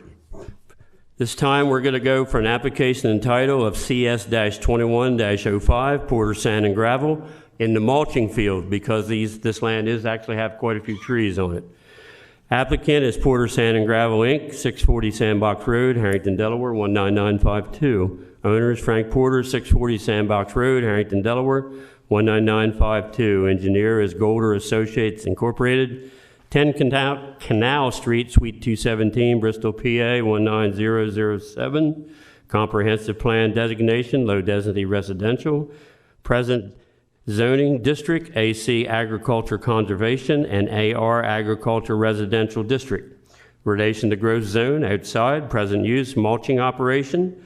Proposed use, mulching operation. Water is on-site well. Sewer is on-site septic. Levy Court District is 4th, Mr. Buxton. School District is Lake Forest. Fire District, once again, is Houston, Station 52. Area and location is 99.4 plus or minus acres. 638 feet west of the intersection of Sandbox Road, County Road 398, and Cloverfield Lane, County Road 397, northeast of the city of Harrington. Is there somebody here to represent this side of Porter Sand and Gravel? I assume, Mr. Attorney, she doesn't have to be sworn in again? She's been sworn. Correct. So go ahead with your presentation. Hello, it's me again. Thank you so much for having me here for this. For this particular project, basically we had started taking some brush materials a long time ago, and then we started dabbling with the idea of mulching, and I guess we really didn't understand everything that was involved in it in regards to the process with permits. So now we're just trying to make sure that we have a large area set up to be able to make this a mulching operation that will be workable for the local community, and as well to be able to hopefully ship out to the tri-state area. You saw a couple of things on there where you saw the brush piles. We do have an older grinder on site, but now that we just did purchase a new grinder that we're really excited about that will make our material, our product more quality. Not really sure what else to say about it, but just help me along, guys, if you got any questions. We thank you very much. Thank you. Stay right there. Once again, I'll open it up to the commissioners. Anybody on the phone or up here have any questions? Very good. Thank you very much. Thank you, guys. Once again, I'll open it up to everybody. Does anybody else here would like to speak in favor of this project? Third and final call. Anybody else here would like to speak in favor of this project? Now we'll go for the against side. Is anybody here opposed to this project? Anybody here opposed to this project? Third and final call. Anybody else opposed to this project? If not, we'll take this project up next week. It'll be closed for now.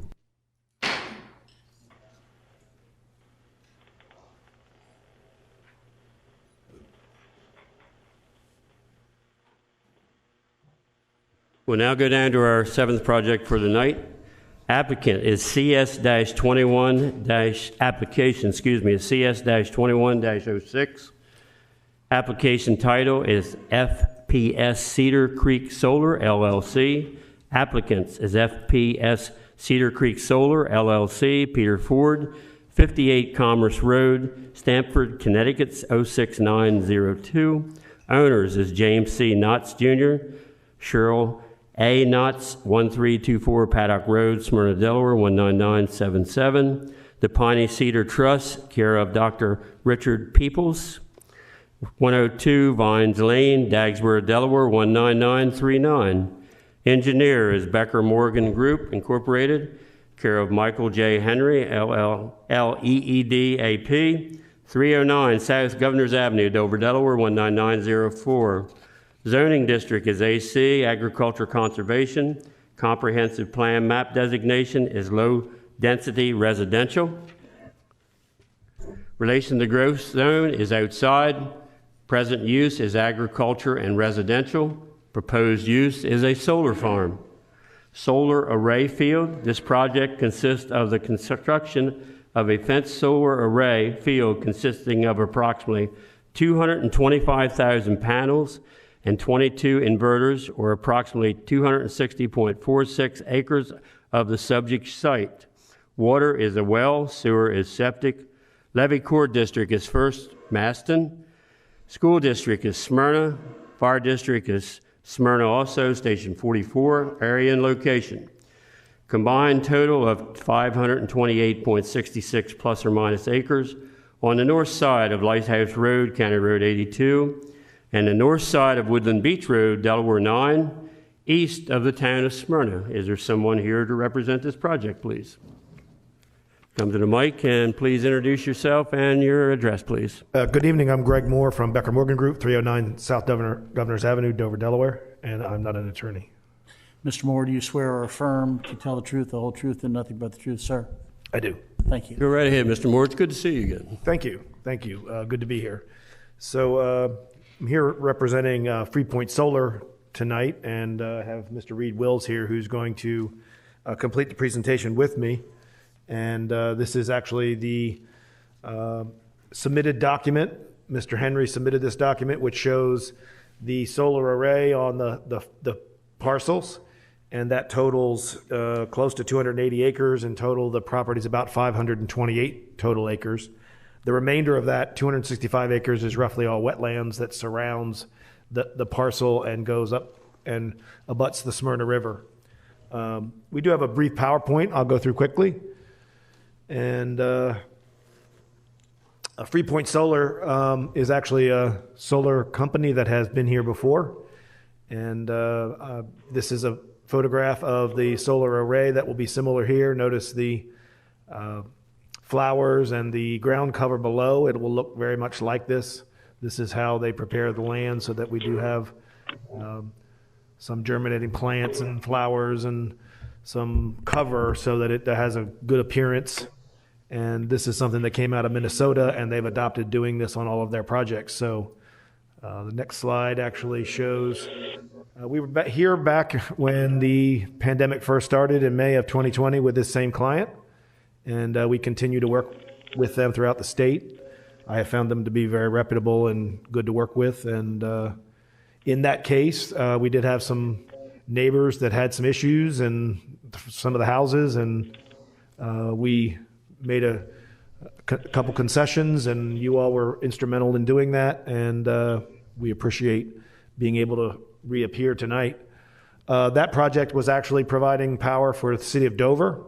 This is a similar kind of arrangement, except at this point we can't disclose exactly all of the users, but it will either be municipalities or large providers of power.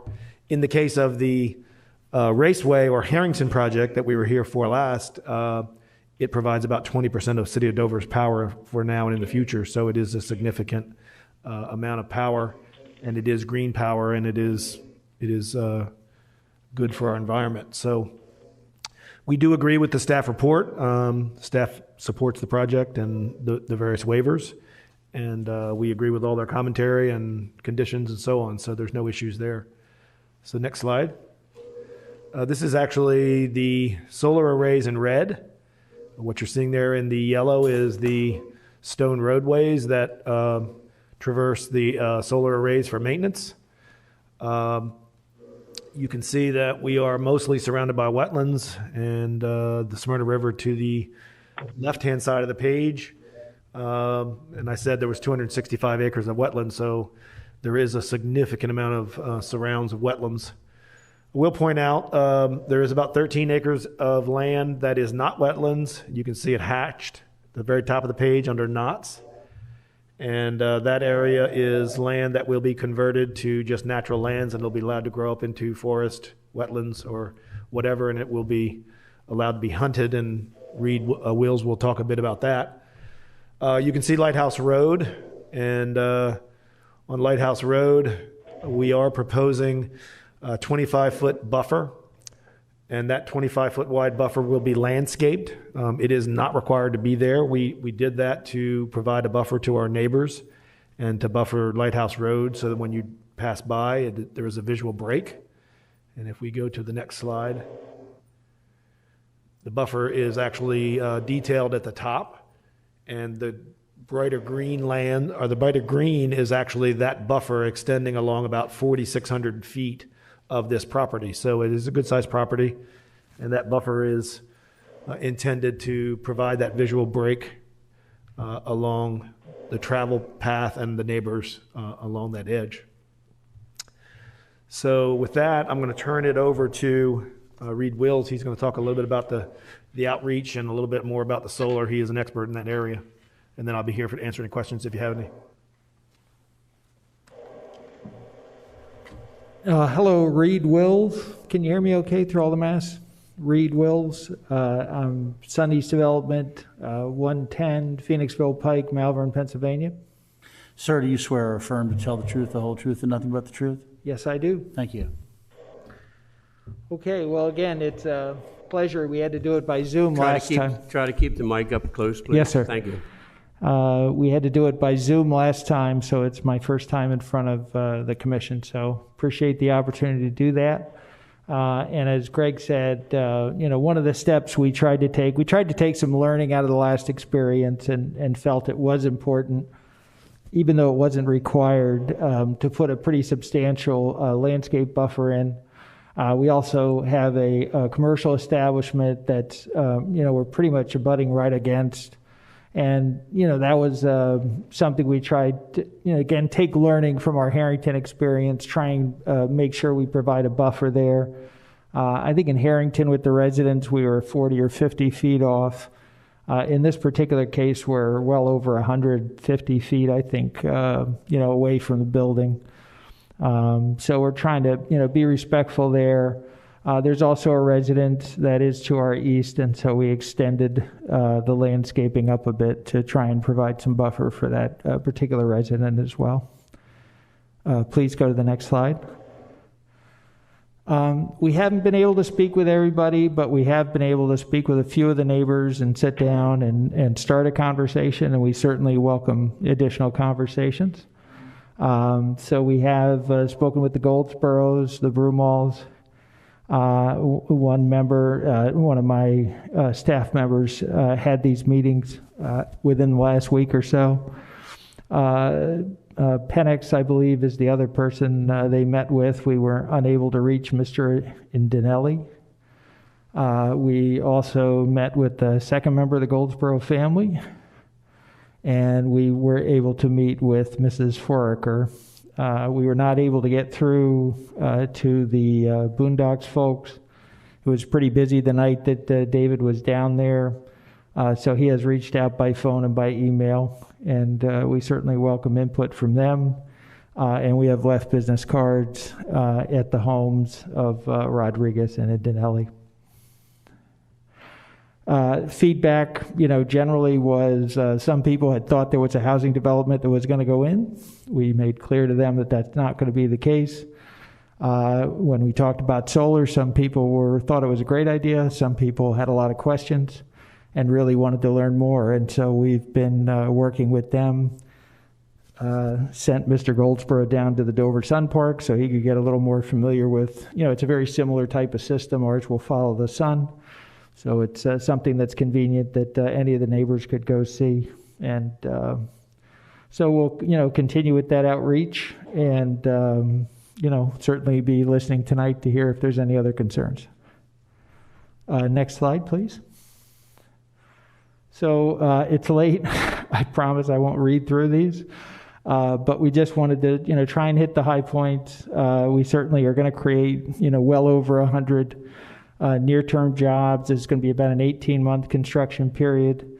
There will be additional revenue because we're going to be coming out of the farming status, so the local real estate taxes will go up a little bit. There will be no need for additional services.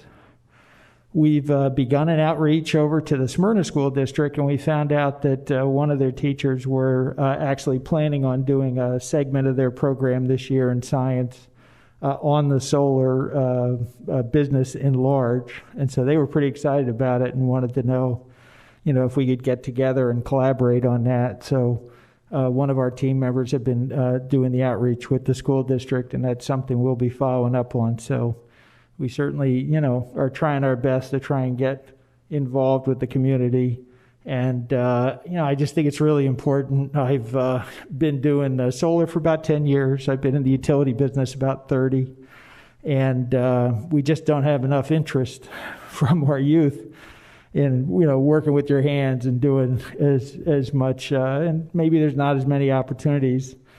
It's not what it used to be. And certainly in the utility field, it's very hard to find people that want to go into that field. So anything we can do to promote that, we try and do that in the regions where we operate. On the amount of impact on the land, I think this is really important for people to understand. 530 acres is a very large piece of property. We're only putting our solar panels on 280 acres. And the balance of that, we're just putting I-beams in the ground. And so that's a very small footprint, less than an acre to put all those I-beams in. We're going to have a few concrete pads that'll add up to less than an acre. And then we're going to have gravel roads. So there's really less than 10 acres of that whole property that's going to change by its nature. And of course, we're going to post a decommissioning bond. This was recommended with our last project. We're in full support of that. So everything can be extracted out of the ground and the land can go back to an agricultural use. And we're fully supportive of that. We did check in with the folks at Plus. They did not think we needed to go in for review. From their opinion, we were minimal impact. And of course, as Greg pointed out, we're going to, certainly do our ground cover. It's a program we've been involved with for quite a while, and it's all going to be native species. And it's something where you spend a little bit more in the beginning, but you really don't have to mow it as much in the end. It's got good agricultural benefits, and it's aesthetically, also a good thing. Next slide, please. Very quickly, one thing we figured out pretty fast when interacting with folks in the community is how important the wetland ecosystem is. And, especially, folks are out very interested in hunting and want to make sure the area is protected. So we're, in conversation. I've had conversations with Delaware Wildlands.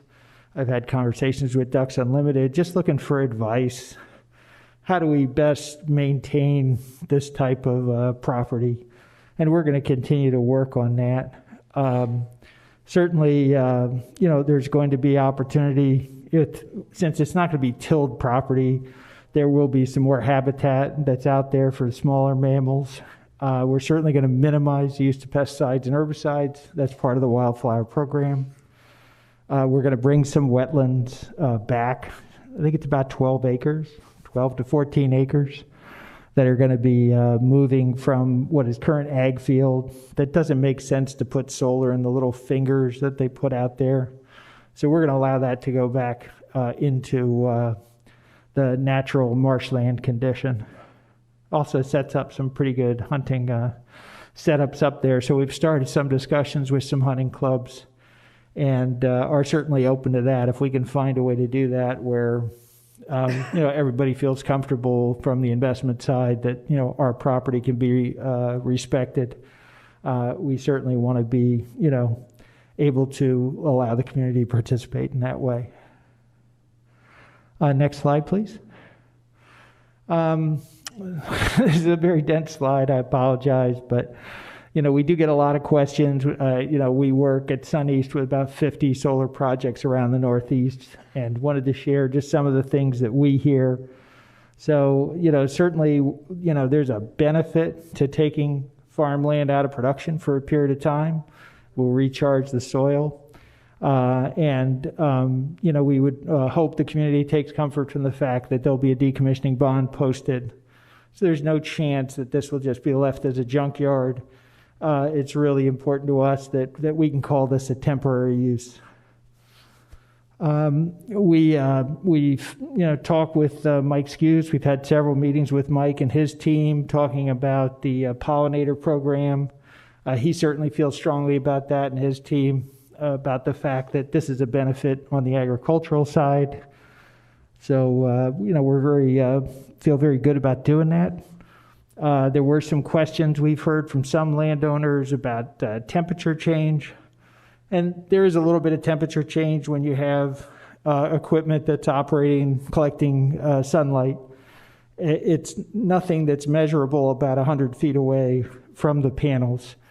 And the temperatures below the panels are actually lower because not as much sun is getting down there. So we've heard those questions. We just wanted to address it in case, that's something that you're hearing here at the commission as well, or if staff is hearing any of that. A lot of solar panels have been installed at airports around the United States, so there really is no issue there with glare, but sometimes people are concerned we're by a road. They're going to have some glare. That's not going to be an issue. And then on the noise side, it's electric motors. And I asked one of our team members, I said, well, what's quiet and has an electric motor? They said, well, what about an electric car? And you just can't even hear it. So electric motors are not really going to emit any noise. We do convert DC electricity to AC. That's a little bit noisy. There's a fan involved. So we have sound attenuated boxes for those. It's late. I thank you. This is the last slide. But wanted to, just say thanks for giving us the opportunity to give you this much information. While you're up there talking, I see you have fencing around the entire project. National Electric Code, you're going to have 7 to 8 foot fencing all the way around the project. Wouldn't be allowed to go forward without it. Does the fence, is the same type of fence around the project that's around the residential areas too, that it's all the same type of fencing? Yes, it'll be the same type of fencing all the way around, uniform. Okay, while you're there, I'll open it up to the commissioners. Anybody here have any questions for this individual? Or any of the commissioners on the phone have any questions for this individual? Or the one that spoke first, Mr. Moore? Nobody has any? I thank you for your presentation. Quite interesting. And like you said, like Mr. Moore mentioned, we did do the one down in Harrington. You guys were very good to work with on that. We appreciate it. I will now open up, and is there anybody else here that's in favor of this project, would like to speak? In favor of this project, please come up. Name and address, and our attorney will swear or affirm you. Thank you, Commissioners. My name is Lincoln Willis. Sorry for my voice. I've got a sinus infection going on. Live at 142 Island Lane in Clayton, Delaware. Mr. Willis, do you swear or affirm to tell the truth, the whole truth, and nothing but the truth, sir? I do. Thank you. Thank you. As I said, my name is Lincoln Willis, and I have a government relations firm here in Dover, also a Delaware attorney. And I've been doing some consultation work for PrePoint since about February of this year, when another lobbyist decided we should get together on it. But I'm not here tonight to speak on their behalf, but rather on my own. Someone who grew up in the area, who hunts in the area, and who hunts literally right across the river. Basically, I'm here as a local waterfowler. One of the main reasons I took the job with them, which is a very small part of my practice, is that I saw their commitment to preserving the wetlands and taking care of the land. I love the duck hunt. This was passed on down to me by generations. We're passing it on to our kids as well. Kids are now 7 and 9. Back in January of 2018, I took the oldest on his first duck hunt. And now he, of course, considers himself God's gift to waterfowling. But he thinks very highly of himself. Shortly after there, he drew a picture, just crayons. Picture of me wearing hunting clothes, him wearing hunting clothes, he's holding a duck. Also, there's a deer stand in the background. Not quite sure why that is, but that was the beginning of the waterfowling experience. Why do I say all that? I wouldn't be here in support of this program if I thought that this project was going to hurt my own enjoyment of waterfowl hunting, or more so, that of my kids, and hopefully one day grandkids. Reed mentioned that we're also doing some outreach to the local school district on STEM education. It seems to be dovetailing very nicely with current curriculum plans.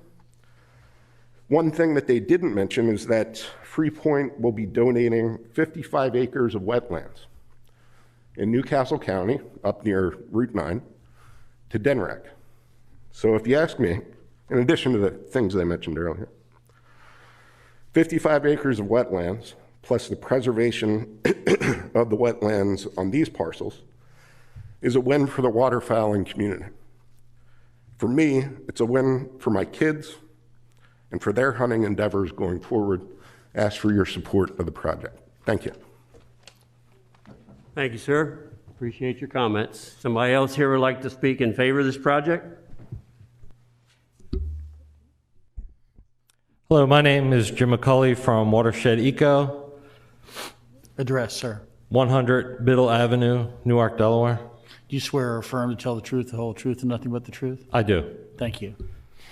I was engaged early on in this process to map all the wetlands and environmental features on these properties.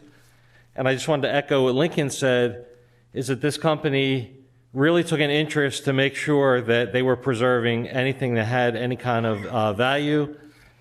They've addressed voluntary mitigation, as Reed talked about, on between 12 and 15 acres to convert back to wetlands. And I will tell you that through the process, we mapped all the features, and Reed brought his whole team out, and we walked the entire site because they really wanted to understand what the resources were out on the site and make sure that they were protecting everything. Thank you.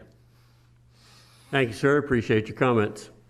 Anybody else here in favor of this project and would like to speak? Anybody else in favor?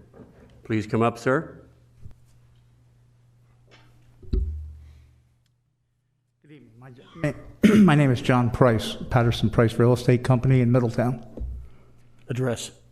5 East Green Street.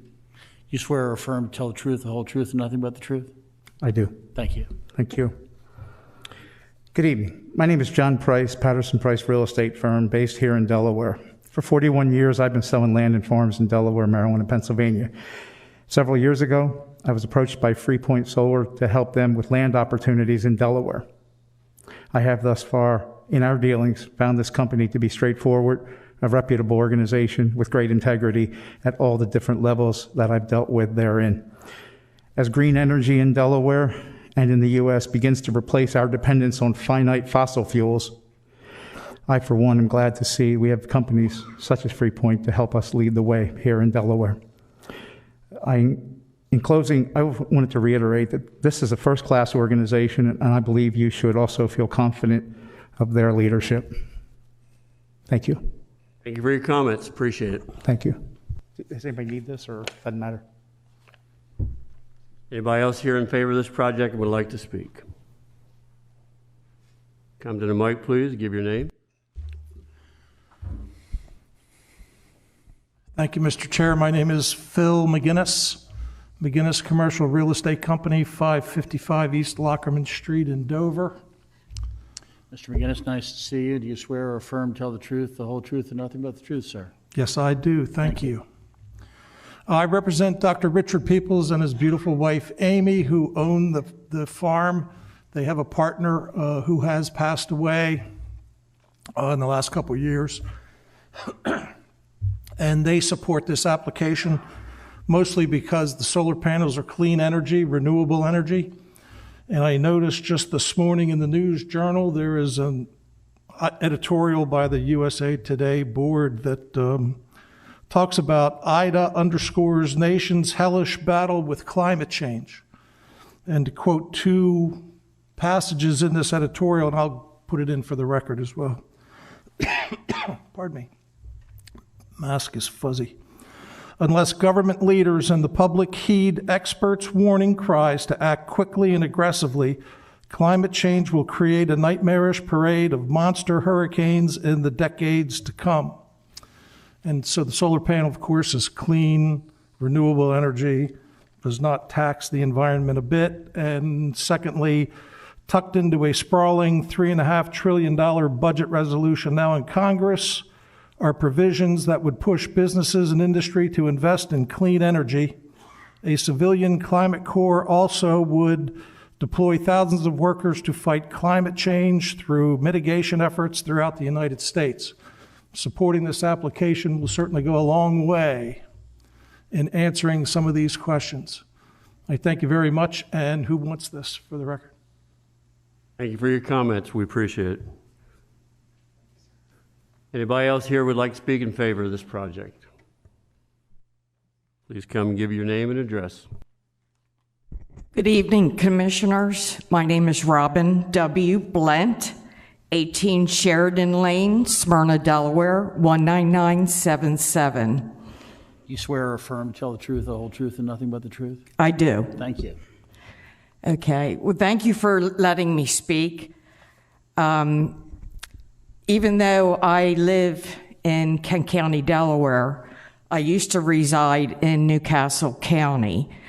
There are 2 farms in which my ex and I own jointly, one of which has been under contract with Freepoint. It's been a pleasant experience with the exchange of information and very impressive when my ex-husband and I were approached with the paper presentation of their interest in purchasing one of the farms. So where I reside now, my July utility bill, I paid $14.45 for the Green Energy Fund, the Renewable Compliance Charge, which includes wind, solar, qualified fuel cells, and the Energy Efficiency Surcharge. All of this is would be in compliance in a state mandate by the state of Delaware for utility companies to collect these fees. So please vote yes for this application. I am a 3rd-generation retired farmer, and I farmed with my ex-husband. At one point, between our owned and rented land, we were up to 1,300 acres. So we don't have any children, but if we did, there would be no guarantee, as the younger generation of farmers are not always interested in carrying on in the footsteps of their parents. Thank you, commissioners, for your time. Thank you for your presentation. Anybody else here like to speak in favor of this project? If not, I'll go over to the negative side. Is there anybody here that's opposed to this project and would like to speak? Please come to the mic and give your name and address.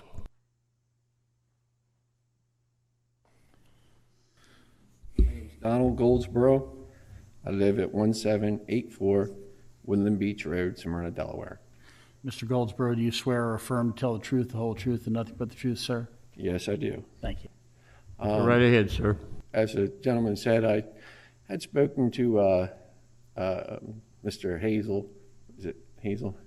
And I looked at the place that they built in Dover. In that situation... Sir, can you pull the mic closer? We cannot hear you. Okay. And the situation with the White Oak farm, it's located, the panels are located way far back from the road, maybe a few hundred yards, or this one's right up to our farm. I own all that property, about right where you see that bright green line, up to the Boondocks Restaurant from Lighthouse Road and Woodland Beach Road. So I'll probably have the most adjoining property to that farm. Anyhow, I just don't see that fitting in with the agricultural district we're in. I mean, I don't really see it as a beautiful thing. I saw the one at White Oak. It's back. There's wooded area. The ground itself, I mean, as far as agriculture, I don't think it was very good ground for that anyhow, and didn't have the type of agricultural district we're in. I believe I remember about 20 some years ago, it was called the Coastal Heritage Greenway Act. So the area we're in now is supposed to be agricultural conservation.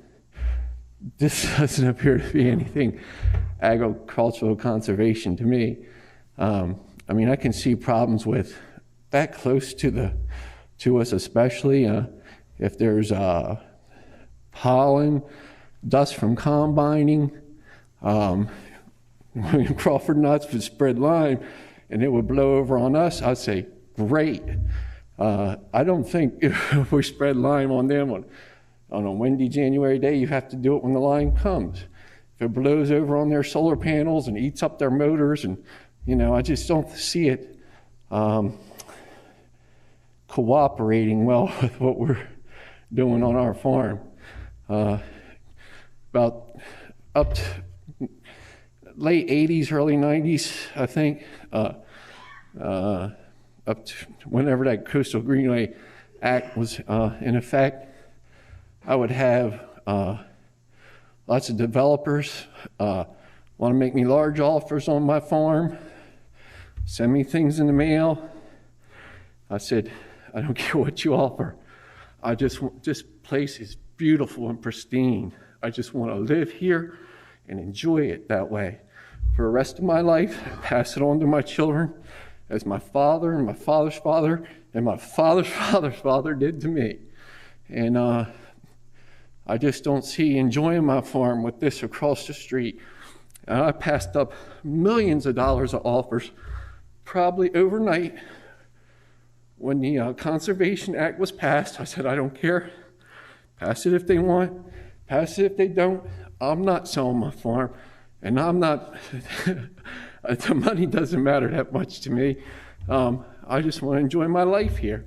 I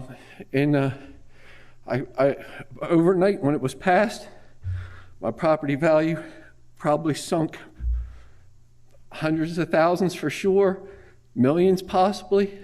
Didn't bother me one bit because it doesn't matter to me. I wasn't going to sell.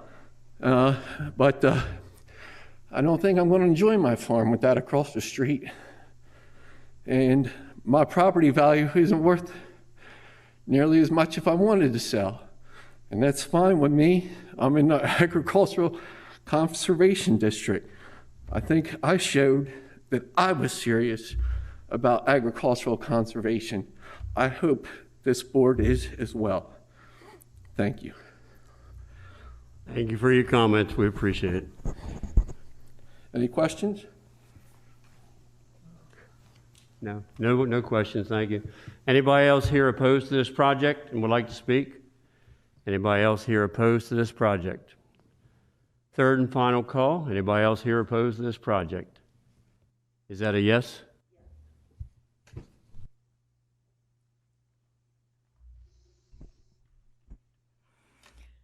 My name is Lorraine Matarese. I live at 2192 Lighthouse Road, Smyrna, Delaware.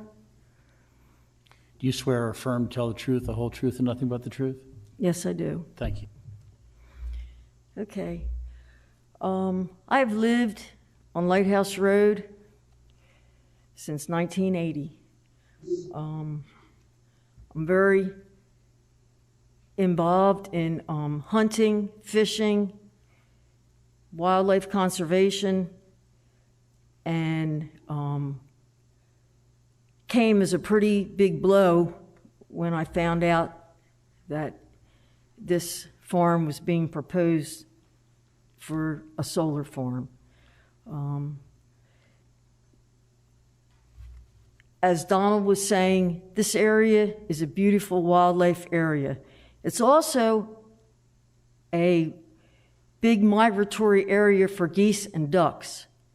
And I don't understand how, with having 220,000 solar panels in a field that is a main migration flyway for these waterfowl, how they're not going to be impacted by this. Also, it's right off the Smyrna River, which is also a big flyway area. And as far as hunting goes, you can say what you want about it's not going to impact the hunting. That is like totally absurd. I'm not being paid to talk about how this is not going to impact anything. It will. And I have lived here, and I am a I also have concerns about the impact to the wetlands. You know, that's a big wetland area there, you know, all the cadmium and the other toxic things that are in solar panels. You know, everybody wants to talk about green energy. Well, you know, I don't even want to get into it, but we can get into the whole thing about what happens with these solar panels when they aren't used anymore. They don't even know how to handle them.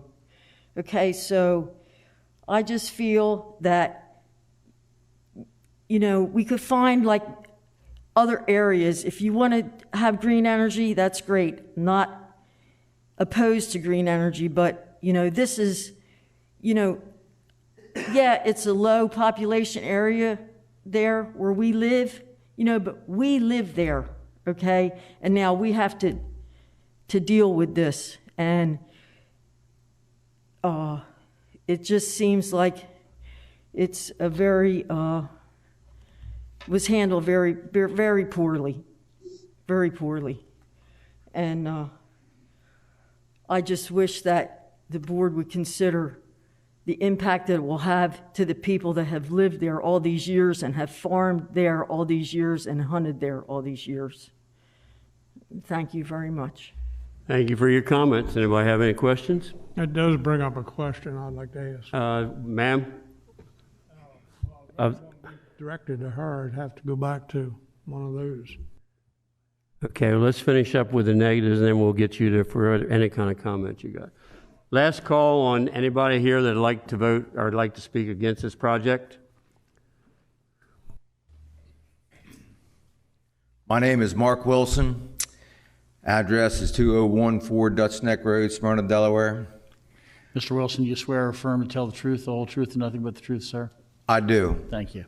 First of all, I want to say I'm not neither for nor against it, either one. I just want to voice an opinion because I don't quite understand how this isn't going to impact us in a negative way in the agriculture community. Donald Goldsboro owns all that land around there, as he was saying. We farm on both sides of the creek. I worry about, number one, they say the air temperature isn't going to rise. They said 100 feet to 200 feet, and I heard it was like a half a mile. If it does that, it could have a big impact on grain, you know, growing grain. Not that we wouldn't learn how to do it, but it would change as we know it today. And I just wanted to put that out there. The wildlife, if anybody ever went down that road from November to March, that area pretty much held, there and across the creek, probably held 40 to 80,000 geese. When they did their counts, that's where they were. The impact that it's going to have on the farmers in the area for growing small grain, where the snow geese can be very devastating, it's going to spread them out where this particular ground wasn't in small grain. The farms alongside of it, trust me, we ran our tails off trying to run them off. But now it's even going to be compounded that much more. You take 80,000 geese in the area. Just saying, like I say, I have respect to both parties. I'm not neither for nor against it. I'm just stating the point. Thank you. Thank you for your comments, sir. Anybody else against? Anybody else against?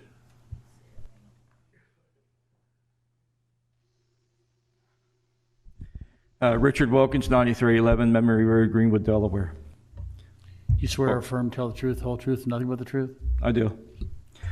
So just like Mr. Wilson, I'm here neither speaking for or against this project, but I can tell you that as a lifelong farmer here in Delaware whose family has been farming in this state for many, many generations, possibly even beginning when we were just a colony, I have a great fear of what the future may hold with this growth in solar panel production, especially with the recent legislation that's been going through the 151st General Assembly that's mandating the amount of energy that must be produced in our state using solar. I'm not against solar energy, but why can't we figure out a way to do it in the already urbanized and suburbanized communities? Why must we take even more cropland out of production in order to satisfy this desire for more solar energy? The crops that are currently being grown on this land, some of the uses of those crops are renewable energy. Nearly 40% of the corn that's grown in the United States today is used for the production of renewable, regenerative energy. The soybeans that we grow in the United States today, a significant use of the soybean oil is clean burning renewable diesel fuels and heating oils. So again, why do we have to take cropland out of production to satisfy this desire for more solar energy? Why don't we mandate that the solar energy be put up above parking lots, on top of existing buildings? Find a better way other than driving more cropland out of production.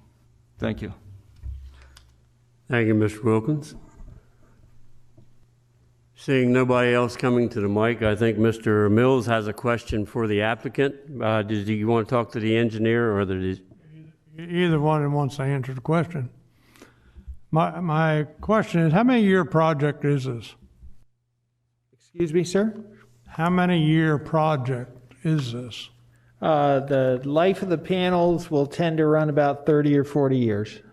So then what happens to the land after they're done with the project? Yeah, as we mentioned, there's a commitment, there's a decommissioning plan that is put together and presented and is a requirement of the building permit.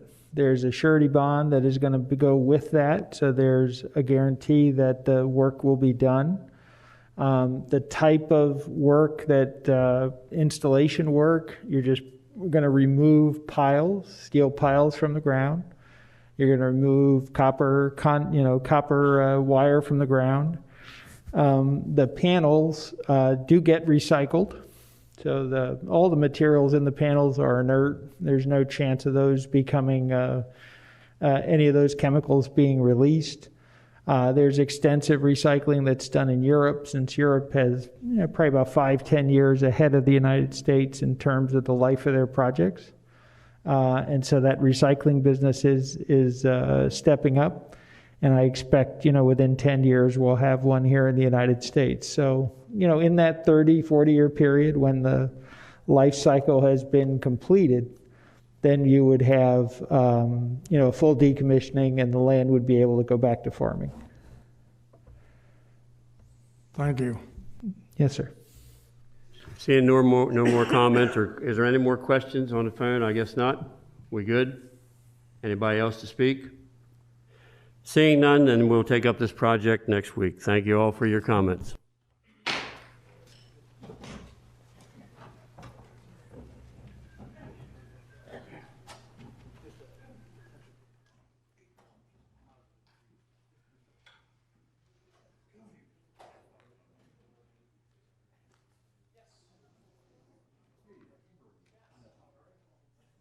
We'll now go for our final project of the night.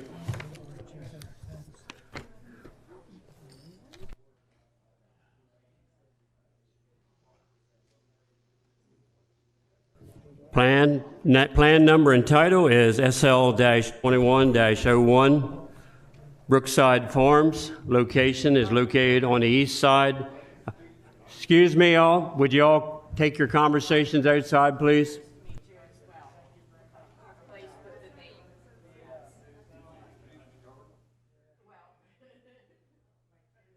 Located on the east side of Pearson's Corner Road, approximately 950 feet southwest of Dapple Gray Lane and approximately 1,370 feet northeast of Rosedale Lane, west of Cheswold. Owner applicant is Sugarloaf Farm Incorporated.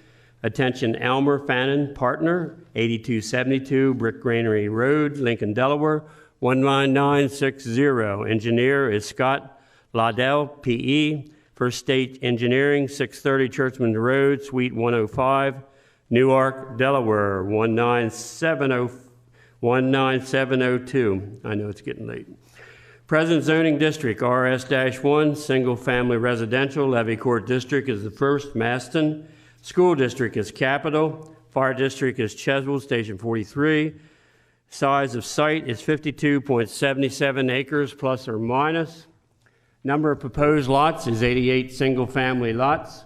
Active open space is 1.09 acres plus or minus. Passive open acres, 26.43 acres plus or minus. Stormwater management area, 0.93 acres plus or minus. Wetland area, 13.91 acres plus or minus. Total acreage within woodlands, 12.83 acres plus or minus. Average lot area is 8,938.07 square feet or 0.21 acres.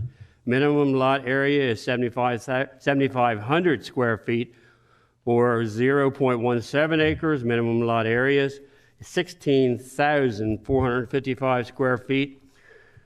Impervious coverage is 35%. Relation to gross zone is inside. Proposed density is 1.67 dwelling units per acre. Water is public, Tidewater Utilities. Sewer is public, Kent County Sewer District number 1. Is there somebody here to represent this project?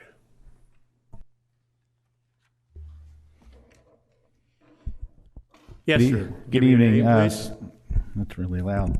Scott Lobdell with First State Engineering. Address is 630 Churchman's Road, Suite 105. Mr. Lobdell, do you swear or affirm to tell the truth, the whole truth, and nothing but the truth, sir? Yes. Thank you. It's always interesting being last, isn't it? Yeah, we get to learn a lot. Very good. Well, go ahead with your presentation. So as you mentioned, this is about a 53-acre parcel. It's currently being used for horse stables and training facility. The portion of the site up by the two cul-de-sacs on that plan there's actually an existing track for the horses to train on. The applicant has decided this has been tossed around as a subdivision for probably about 10 to 15 years now, along with the other surrounding properties in the area. The conditions it's just not financially feasible to run it as a horse track and training facility anymore, so we're now pursuing a small subdivision. There are some changes. I don't know if is there a color plan in that presentation there? There you go. So there's one little change I want to point out. I'll get to that in a second. But the project, we made some changes after the submittal. So the project's down to 85 lots now. We removed 3 lots to address some buffer issues. So we have 85 lots in the subdivision, 7,500 square feet minimum size. Most of them are larger than that. And we have a tremendous amount of open space that we're proposing. About 54% of the site is going to remain open space, wooded and grass open space. There is no proposed disturbance to any of the woods on the site. So any woods that are there will remain after the site's developed. A large portion of that is the southern part of the site is up against Fork Branch, which is a pretty significant drainage way. One of the changes that we had to make on the site compared to the plan that you guys have is on the north portion of the site where the track area is, the original plan had a cul-de-sac. We're proposing a tie-in to the neighboring subdivision. That was an approved subdivision plan that has since expired, but I believe there are some people looking at that to come back. So we proposed a connection to that parcel for interconnection as part of the code requirement. One of the other areas that the county asked us to look at was in the east portion of the site. There's a cul-de-sac in the back. They'd asked us to look at providing a connection to that parcel also, because that was also part of the kind of regional subdivisions that were being looked at. We asked for a waiver. The waiver we asked for in the packet was to eliminate the need for a connection there, because as you can see on this aerial here, there's a large portion of wooded area on the opposite site. That is because that's all wetlands. So if the neighboring subdivision comes in, there's going to be a lot of environmental factors that they most likely will be very difficult to overcome. So we didn't see the need for a connection on that parcel. And the same goes for the southern side of the site. That's Dover Meadows. That's an existing subdivision that's been under construction for quite a bit now. The Fork Branch is a pretty significantly deep ditch. I believe it's about 18 feet drop off in the woods there. So it would be pretty difficult to connect those two projects. So those are the two areas where we couldn't make the interconnection. We're going to make use of the existing stormwater pond that's in the center of the track. The objective there is to run it through as a wetlands pond, which is a recommended green treatment, utilizing the wetlands to take up the nutrients and put them back in the ground. And on the southern portion of the site, there'll be grass filter strips and some bioretention areas to help treat that for quality management to satisfy the Kent Conservation District requirements. We did a traffic analysis with DelDOT back in 2019. The recommendations for that are in the report that you guys have.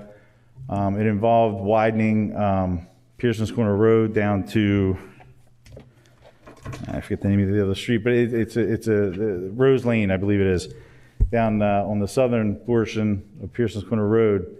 They asked us to widen the lanes to 11 feet lanes and 6 foot shoulders, which it's part of the requirement for the traffic analysis that was analyzed. We do have open space areas throughout the site. Instead of analyzing the site and trying to put a central large open space area, we located some smaller areas in different sections of the site. Up where the track area is now, there's a path proposed with a small recreation area. At the end of that cul-de-sac, there is, on the front portion of the site, there's another walking trail that'll have some playground equipment. And in the rear of the site, there's some playground equipment proposed at the rear of the site. So the idea there was hitting the kind of like triangulating the open space areas, so it's easy for everyone in the development to kind of hit at least two areas without too much hassle. That's really the subdivision in a nutshell. If you guys have any questions, I'll be more than happy to answer any. So do you have an updated plan for what he's talking about with down to 85 lots instead of 88? Or do we have that? You have the original plan. So we don't have the one with the 85. So are you going to be getting plans to us for next week? I can. I did submit plans. I think I sent plans over, but by the time we were working with the planning staff on making a couple of tweaks to the plan, so I think you guys had your packet mailed before we sent it over. But I can absolutely make sure you guys have it for next week. And you kind of evaluate, see what you're talking about. Also, you agree with the staff comments and recommendations? Yes. Yeah, we're in agreement with all of the conditions and recommendations. And they're agreeable with your waiver request too. So yes. What we're saying. So, I think Mr. Davis, you have a question? Thank you, Mr. Chairman. I do have a question. I try to look at these very carefully. I don't see any area that's been designated for a school bus to pick up the kids. Where's it at? I'm glad you brought that up. We did propose over by. It's hard to see on the drawing here, but over by where the pond is, where we proposed a bus pad there for a school bus. You propose that? Yes. Is that in the new plans? No, it should be on the plans. It should be on RP3, which is the third sheet. If you see where it says existing pond, there's a note there that calls out the pad. Yeah, what was that again? You got it in writing somewhere? You said you're proposing that. I want something more definitive to know where it's going to be at. That's what I'm saying. It's on the third sheet. Third sheet. If you look at the third sheet in the plan set, right below where the pond is, it's called out. We do call out the bus stop. Is that the one where it's opposite lot 31? Yes, sir. Okay, I might have overlooked that because these plans are a couple sets that are hard to put together sometimes. Yeah, I understood. But that's really important to make sure we have a good bus stop for the children. Okay, thank you. Do you, any other commissioners have any The commissioner questions? here doesn't know where it's at yet. It's right there on your plans on page. It's opposite parcel number 31, opposite between parcel 31 and the pond, correct? It's shown on the plans.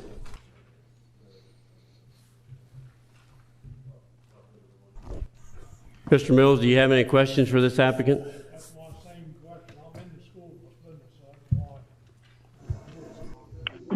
It's shown on the plans.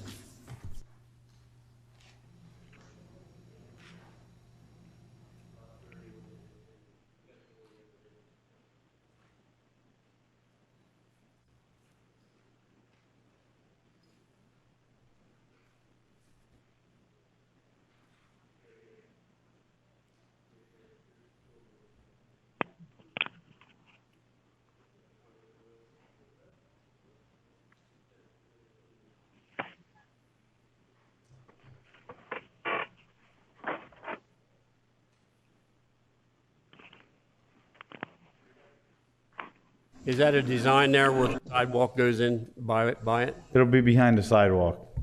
So Oh. the So it's on sidewalk here, will be but in you front don't of the have it in the right stop. place. Yeah.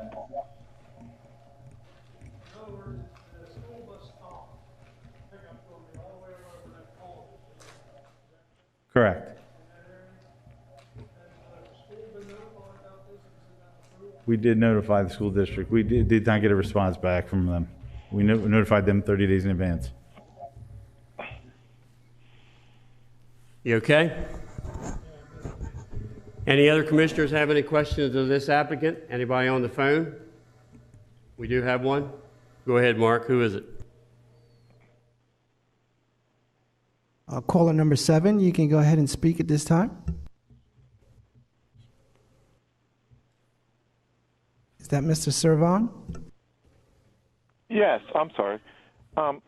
Good evening. I can see by the slide it's showing that there's one entrance coming into the development. And is that a proposed entrance north of the pond? That is a proposed interconnection for the neighboring property if they come back through with a subdivision. There was a subdivision proposed there before that expired, and if it comes back through, we by code we have to provide an interconnection for that subdivision. Oh, okay. And that's also included on the new plans that you're doing now? Yes. Okay. Okay, thank you. Okay, thank you, Mr. Servan. Any other commissioners? Seeing none, we thank you for your presentation, sir. Thank you very much. Anybody else here in the audience support this project and would like to speak? Third and final call. Anybody else in the audience support the project and would like to speak? Going to the opposite. Anybody against this project and would like to speak, please come up to the microphone, give your name and address. Bruce Kearns, 4453 Kenton Road, Dover. Mr. Hearns, do you swear or affirm to tell the truth, the whole truth, and nothing but the truth? Yes, I do. Thank you. Go right ahead, sir. Actually, I want to voice some concerns. I'm not actually opposed to the project. I own the adjacent property to the right there, 63 acres. That includes the woods there, and our house is actually all the way up on Kenton Road. My concern is we have a substantial amount of trails and pathways through the woods right there, including right along the border. And with the houses being right up to our property line and the playground and everything, I'm just concerned and was wondering if there's going to be any kind of physical border. Sir, sir, address your questions to us. I'm sorry. To the microphone, please. Yes, I was just wondering if there was going to be any physical border, like a fence or any provisions to keep people from trespassing on the property. We've had a little bit of problem with that, but there's really not neighborhoods close to us like this. And Sir, is there any it's- proposed fencing around this parcel at all? No, they haven't. Okay. We can ask the contractor after you get down. Is that your only concern? Yeah, it was mainly just because of, since that's my property, but it's out of sight, it's not in direct view of my house, and there are pathways and everything back there. Okay. That falls under that attractive nuisance, and I'm concerned about people from the neighborhood. Thank But you other very than much. that, I'm not opposed to the Very good. neighborhood. Okay. Thank you, sir. Appreciate Thank it. Yep.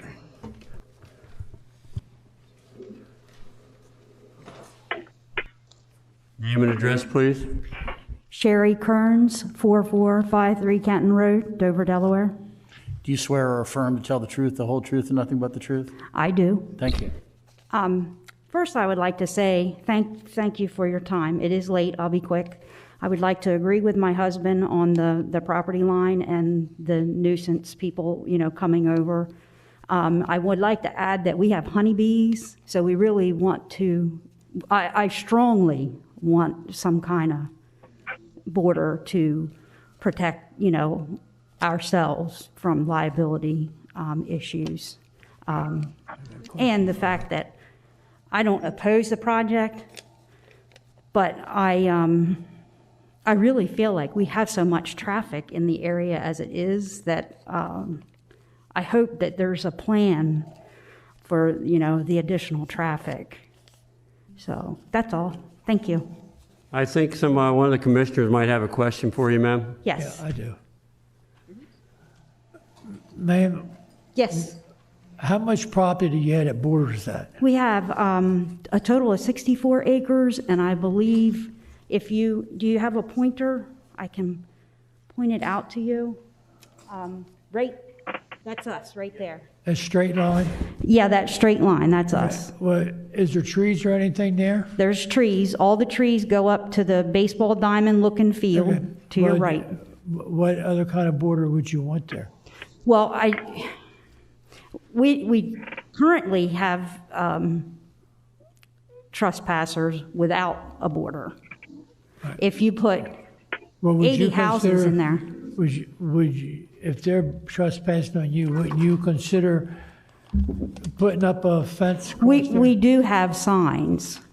Yeah, no, I said, would you consider putting up a fence? Would I consider put up a fence? Yes. I'm not putting in a development. I know that. Yeah. But I mean, to keep them out from you. Right. Right. I'm just asking you, would you consider putting up a fence for your safety along that woods line? Would we? Cost could be a factor for Okay. us. Okay, I got you. I understand. Thank you. Thank you. I think we'll look at that for next week. Maybe the contractor, maybe the developer can talk about it, or maybe we can put something in stipulations. We'll see what happens. Is there anybody else here opposed to this project? If not, we now consider this project to be closed until next week when we take action on it. Thank you all for coming. Thank you. Down to public comment. Seeing no public, I'll move back to commissioner comments. Any commissioners have anything they want to say, or anybody on the phone, Mark? Any of the commissioners want to speak? This is the last one. They're hurried to get rid of this meeting now. It's freaking after 9. It's been 3 hours. I don't see caller number 7. That's Mr. Servon. Did you want to say something at this time? Hey, good night. No, I'm fine. Okay. No more. Thank you all, and I entertain a motion to adjourn. I'll make a motion to adjourn. Second. I have a motion and a second. Sarah, call the commission. Mr. Peterman? Mr. Servon? Yes to adjourn. Mrs. Karcher? Yes to adjourn. Mr. Mills? Yes, to adjourn. Mr. Spinarelli? Yes to adjourn. Mr. Davis? Yes. Mr. Jester? Yes. Thank you all, and I know it's been a lengthy meeting, but I appreciate your patience. We'll see you next week.